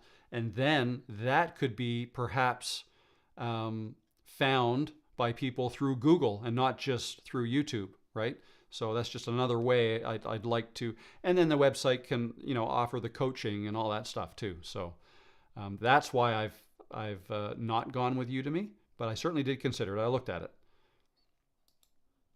OBS is a comp program that gives me multiple input and camera controls as well as live streaming. Are you familiar? Is there a drawback? I am familiar. I used OBS. I use OBS to record my screen often. I used OBS to do live streams back in March before I got Ecamm. The main reason I switched was I wanted to be able to display chats like this, like I'm displaying your chat on screen right now. I did find a way to do that with OBS, but it was kind of clunky. It was a third-party app that somebody designed, and then when I upgraded OBS, when I had to, that app broke, and I couldn't get. There was like a 4-week span where 2 weeks it worked, 2 weeks it didn't, and I just found it. I just wanted something out of the box that worked. Again, I'm all for simple. OBS though is very popular. I still have it on my computer. I use it to record my screen. I probably could be using Ecamm to do that too, but OBS is already on my computer and I'm used to it for that, so I still use it for that. Yeah, and a lot of people live stream with OBS. You can most definitely set up a whole bunch of scenes and whatnot, just like you can in Ecamm. So yeah. Is the checklist available? No, it's not. But that you're talking about this thing right here. I kind of briefly went through it. I think what I think what I have to do with this, because it's basically a summary of the course that I'm making. So that's going to be something that for the first little while, anyways, is going to be it's going to be delivered with the course. But at some point, it's also I'm going to end up making that free, but probably not for a while. That's just I just have to again got to get it straight in my head the best way to deliver this stuff to you guys. But yeah, I talked about that last week too. So this is the second week that I'm talking about this when it's not ready. Things might change before next week too. Paul Leonard. So I'm 57 and thinking of starting. Good for you, Paul. Go for it. Jump right in. Press record today. Make yourself a video, 5 minutes, and watch it back and laugh at yourself. It'll be fun. Oh, look at this. We have... Does that work?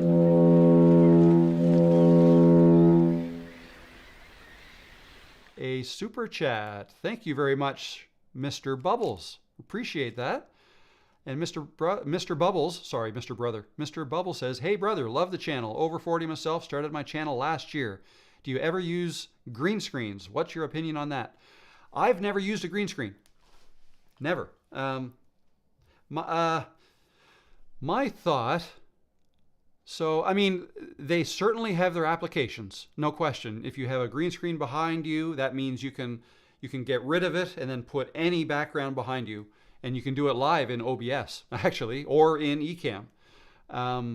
So there's that. You can do that. But my current thinking on that is I don't have a problem with you guys seeing what my background is. But maybe that's because I have a relatively tidy office, I guess. Yeah, if there's stuff, if you absolutely don't want to show what's behind you when you're streaming or making a video, then a green screen is a great option. But yeah, no, I more think in terms of like when I'm making videos, I think about, okay, what do I want the background to be? And I want it to be real myself.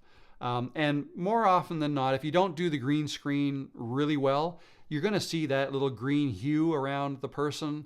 And it's obvious that it's a green screen unless it's done really well. And by really well, I mean the green screen has to be lit up perfectly.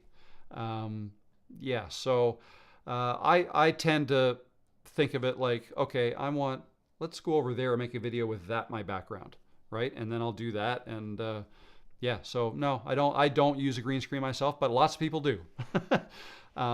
Now also, when I make some of my how-to videos for Camtasia, there's a lot of times where I remove my background and just have me on the screen, like almost like I'm cut out, right? If you look back at, say, a month ago, a Camtasia video that I would have made, that's the way I made them. And I don't need to do a green screen with that because in Camtasia, they've got this AI tool in it that's called background removal or remover.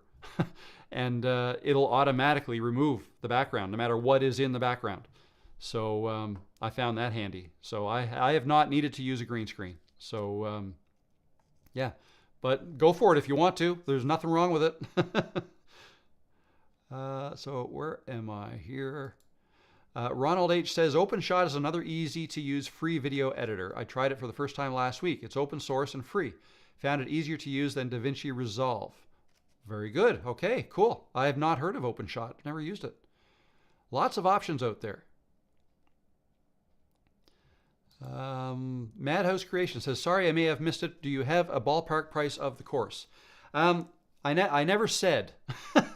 And the only reason is because I put out a poll yesterday asking everybody what I thought I should charge for that. And let me just take a quick look to see if there was any update on that. There were, oh, it's up to 93 votes now. That's cool. Just refreshed it, 96. So the majority of people are choosing the first option, which I had said was $100 to $200.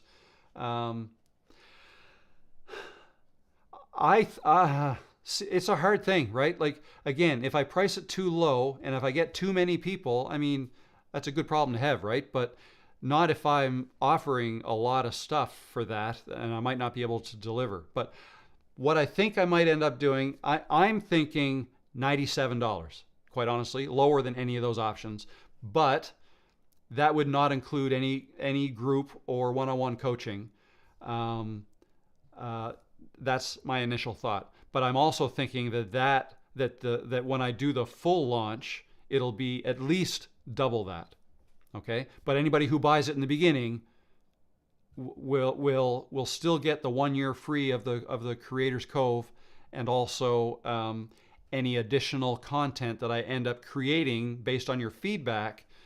You'll get all that for free too. So if I do end up charging $97 for it and the price ends up being $250, you'll get the $250 course for the $97 you paid, if that makes sense. Plus you'll get the Creators Cove, which will have an annual fee to it, but you'll get the first year for free.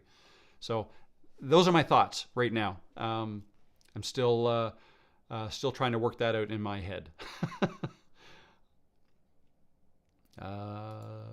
Jonathan says green screens, transparent backgrounds are helpful if you have tutorial videos where there are many other visuals.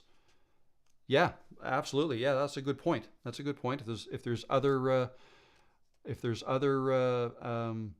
visuals in the way, then yeah, that could help clean things up a bit. And people are liking that. 97 sounds good. Great price point. Yeah, I think so. I think that's good. And then we'll just see how it goes. Like, right? So again, I don't think I'll be able to offer the coaching included in that. That would be, I could kind of handcuff myself there. So I may release it with a 3-tier system. So maybe $97 is the base, but you get the full course. You get the full access to the chat rooms and the Creators Cove, where I'll be in there too, where you can ask questions and whatnot.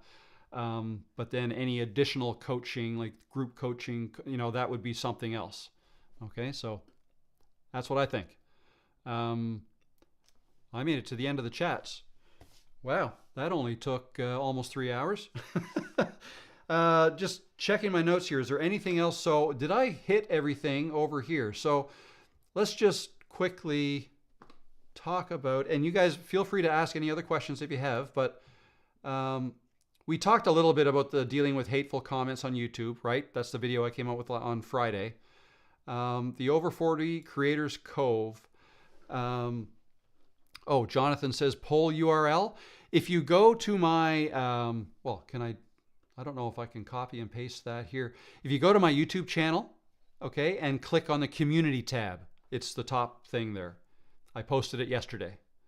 And there are now 47 comments in there. So lots of feedback, lots of awesome feedback. 56. So yeah, anyways, if you go to the community tab, you'll be able to see it there. Most people chose the first option, which was the $100 to $200 option. Some people said that I shouldn't be charging for anything because my channel's not big enough yet. But I don't know if I'd call that a negative comment or, whatever. That's fine. Some people said I should charge over $500 for it, but I think that's too much. But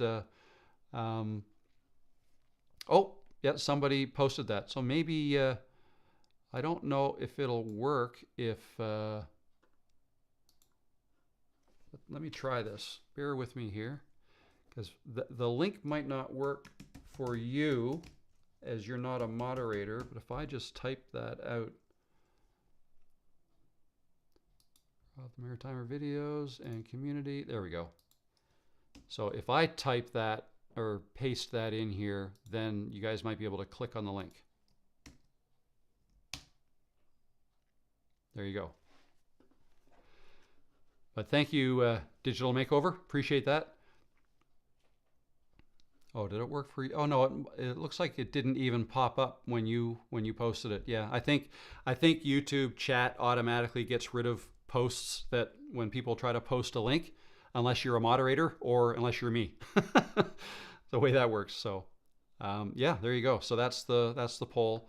Um, yeah, that was helpful. That was the first time. Like I've been humming and hawing about what to do about that, and then I thought, why don't I just ask you guys? Just ask. So that I figured if I posted that yesterday, that'll go out to people who are subscribed to the channel, right? So yeah. So the Creators Cove is something that I think is going to have a community, like a chat, probably different chat rooms. Like, and I'm thinking where you can ask questions, where you can even post your own channel URL, have people look at something like, what do you think of my thumbnail, or stuff like that. Ask questions, share wins. Like if you reach a milestone, you get to 1,000 subscribers, 4,000 watch hours, whatever it is, and we can all celebrate with you.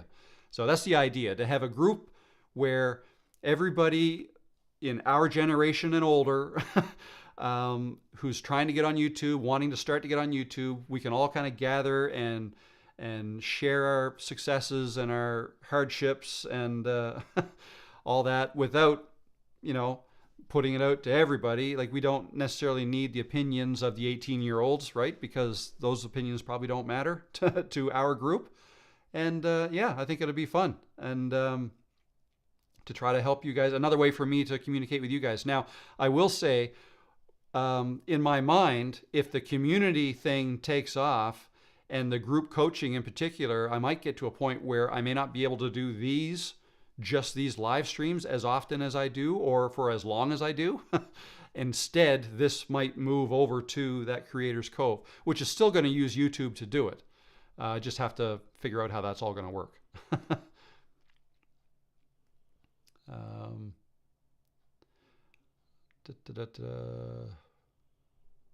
Worked for me by opening in a new tab. Okay, cool. I see it too. It went there. Proof of age. That is such a great idea. Proof of age. So even though it's called the Over 40 YouTube Creators Cove, I don't envision people having to prove to me that they're at least 40 years old to join.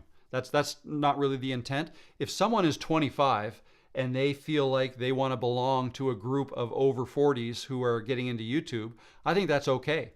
I don't have a problem with that. You guys let me know if you think otherwise. But I think if I kind of advertise it as to people who are over 40 and over 40, over 50, whatever, and just getting going, just by advertising it that way or promoting it that way is probably not going to get too many that are, younger.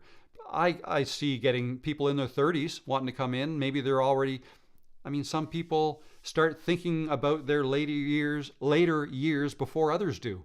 Some people someone who's 31 years old might start thinking, what am I going to do after I'm 40, right? And then so this might be a good group for them too.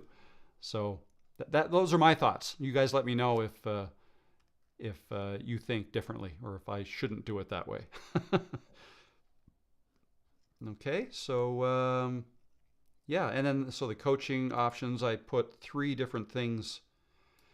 And I put question marks beside these: weekly live meetups, group coaching, one-on-one. So just have to figure out what's the best way to offer those, and the frequency, how often. Like, do I offer one-on-one coaching packages, like, or is it just one time, or is it once a month for 6 months? There's all kinds of different things I could do, but I don't want to make it too complicated either.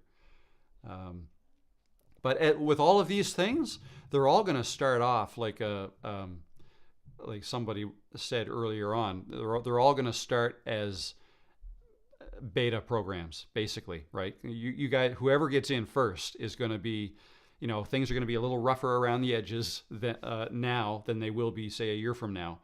But then we can all grow together, right? Very good. Take a quick drink here, see if any more questions come in. Otherwise, might be time to wrap this up. But let me know if there's anything else you'd like to know or any other questions you have.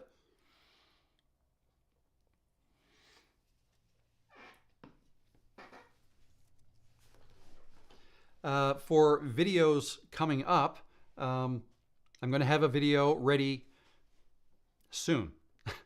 I don't know if it'll be tomorrow, Thursday, or Friday. Maybe tomorrow and Friday. I've got a few ideas bouncing around in my head. I've just been focused so much on getting this course done lately, but I do want to get a video out this week for sure. Yeah. So if there's anything else you'd like me to make a video on, if there's something you'd like me to expand on a little bit more, let me know that as well. Either in the chat here or when this is done, you can leave a comment, or leave a comment in any of my videos. That's fine as well. Yeah, Sophia says, Sophia, no problem if younger people want to join. Maybe they are just old souls. Absolutely. Lots of old souls out there. Madhouse Creations agrees. I'm excited. Just found you on YouTube. I'm excited too. Teresa Cello? Teresa Cello. Welcome. Thanks for stopping in. What's this? Your digital makeover. How do you do the cutout of yourself on your Camtasia tutorials without a green screen? Camtasia has something called Background Remover. It's an AI tool, and that's what it does. And it's just one click, and it'll remove you out of a video. It works best if Peanut just sneezed and woke herself up. You all right? The background remover works best with a lens like this where I'm in focus and the background is blurry. And then it does great removing. So that's all I do. One click to the whole video and the background's removed. And then I place myself on top of the OBS captured screen recording. And that's how I do that.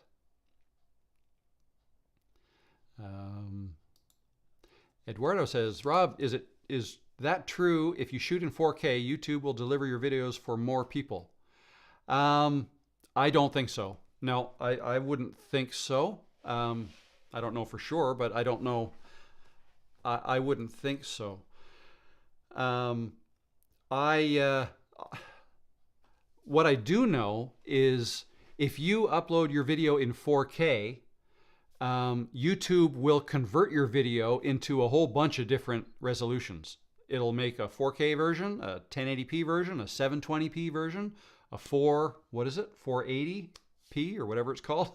It'll make a whole bunch of different versions, because if somebody goes to try to watch one of your videos on a phone that will only do 1080p, it doesn't do 4K, then YouTube is only going to send them a 1080p version to see. They're not going to waste extra bandwidth sending you a 4K version if you can't watch that. Does that make sense? The other thing that YouTube analyzes, and they figure this out within seconds, milliseconds really, is that if you're trying to watch a 4K video and your internet speed is not very good, let's say you're on your phone outside and trying to communicate through the cell phone towers, mobile phone towers, then if you don't have a very good connection, then YouTube may send you a 720p version to see. Even though there's a 4K version there, they don't always send that out. Only if somebody has the ability to watch it in 4K. Okay, so I do know that, but I don't think shooting in 4K means that they'll push you out to more people. I could be wrong though, but that's my thought on that. Paul says, my wife sent me a link to this tonight. We're in South Africa. I'm subscribed. Welcome, Paul. Thank you. And thanks to your wife. Appreciate that. Okay, so I think that's it. Any other questions? If not, I think I will. Oh, something else just popped in.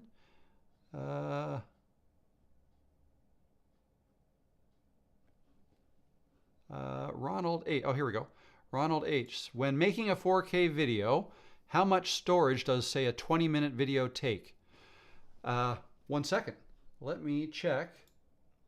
I'll tell you. I'll go to my course. And which one?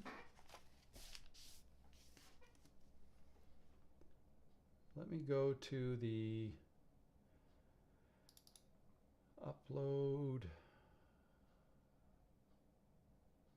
one. Oh, no. Upload one.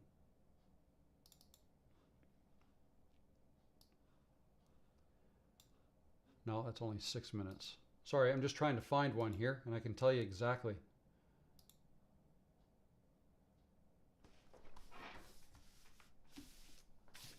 I got too many papers. Oh, here we go. This is what I was looking for. If I find my sheet, this sheet, so plan 4 was 19 minutes. So planning number 4.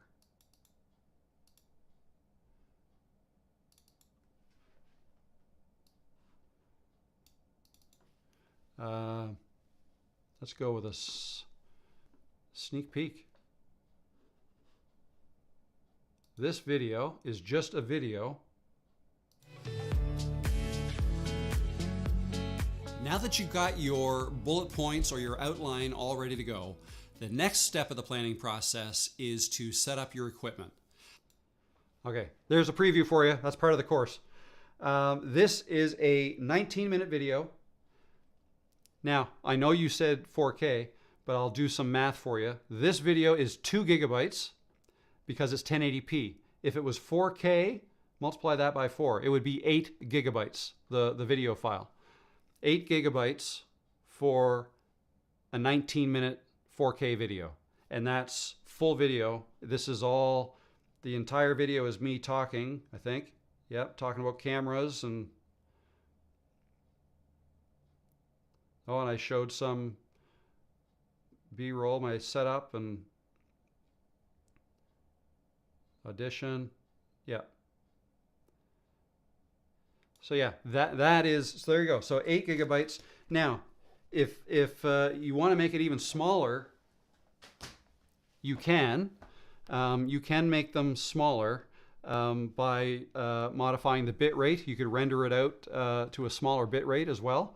But I wanted it fairly high quality, so that's, but I only exported it in 1080p so far because Kajabi does have a limit of 4 gigabytes per video file. So I think for the course they will be 1080p, but when I upload to YouTube, I upload at 4K. So anyways, I hope that helps. Liam, great stream today. Nope. Thank you, Liam. Thank you very much. I learned all this from you. Bye all, back to work. Back to work. Assuming they are similar, how would you rate ClipCut versus OBS? I'm not familiar with ClipCut at all. At all. ClipCut? Do you mean CapCut? If you mean CapCut, that's different than OBS. CapCut is video editing software. OBS is live streaming software. But I don't know ClipCut. Freelance boosters. Great work, Rob. Thank you very much. Appreciate that. Your digital makeover says between 3 to 6 gigabytes. There you go. I said 8, but maybe my bitrate must be a little bit on the high side. Where in the Maritimes are you? I am just outside of Halifax, Nova Scotia. All depends on the codec and bitrate and frame rate. That's right, I totally forgot frame rate. So my 8 gigabyte file was 30 frames per second. There you go. If it was 60 frames, you'd double that. No problem. Thanks for another stream. Bye, Sophia. Approximately 6 gigabytes if you choose a bitrate of 35 to 45 megabits per second. A 4K at 30. I have a second SSD in my laptop with 2 terabytes necessary. Very good. Yeah, I'm so far getting by with my 2 terabytes in my MacBook, but I only keep about 5 to 10, I guess, projects on my laptop at one time. This course is like, I think I'm up to 800 gigabytes, the size of the file of the folder my course is in. So when that's done and I've uploaded all the files, I'm moving that to my NAS. I'm having issues with Camtasia sync and drift of audio with video. I saw your video suggesting hand editing the timeline. Too laborious. Yeah, that would be. That's strange that you're having issues like that. I wonder if it has something to do with your frame rates not matching. Check to make sure the frame rate of your video that you're editing is like the same as what you have your canvas and timeline frame rate set at. That might have something to do with that. I'm not sure. Nice, I'm on the West Coast now, born in Newfoundland. Cool, very good. Natural Gallant bodybuilding, cool. What bit rate do you use? I don't know. Can I find out? Let's see now. Let me open this. If I go to export, this is a different file, but options. I have mine set to automatic. So Camtasia handles these things a little bit more on the rudimentary side. Looks like it's 6,000 kilobits per second, so 6 megabits per second. 6 megabits per second, but I can change that. So there you go. That's what mine is. Camtasia has a technical recipe for performance issues like CPU memory back pressures. Suggest video on hardware recommendations other than Mac.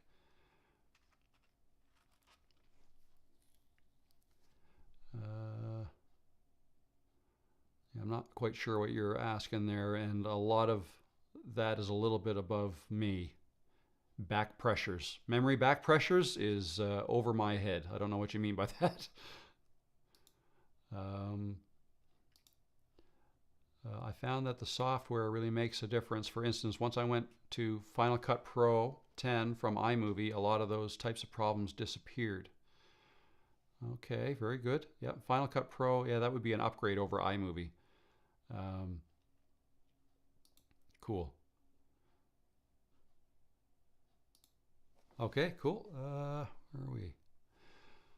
Let me cancel out of that and that. All right, guys, I think hello from Taipei, Taipei 8s. Hello from Taipei, welcome. Am I late? Yes, we're just wrapping up here, sorry. But you'll be able to watch the replay any minute now. Okay, that's it, guys. I'm gonna draw the line there. Thank you. Oh, one more comment came in here. Definitely was an upgrade. Did it 10 years ago. So many issues I was banging my head against the wall about went away. Final Cut Pro has been my favorite video editor, but CapCut has really impressed me lately. Yeah, CapCut is very easy to learn, is what I've found. So yeah, anyways, thanks again, guys. I hope you enjoyed today. I did. I always have fun with these. I will be back here next Tuesday with another one. Fingers crossed that the course and Creators Cove is all set and ready to go by then. That's what I'm striving for. But in the meantime, look for another video in the next day or two. I'll have another video out, and hope you like that one. It'll be similar to my last few videos. So yeah, with that said, I wish you all a great rest of your week, great weekend, and I will see you soon. All right, thanks guys.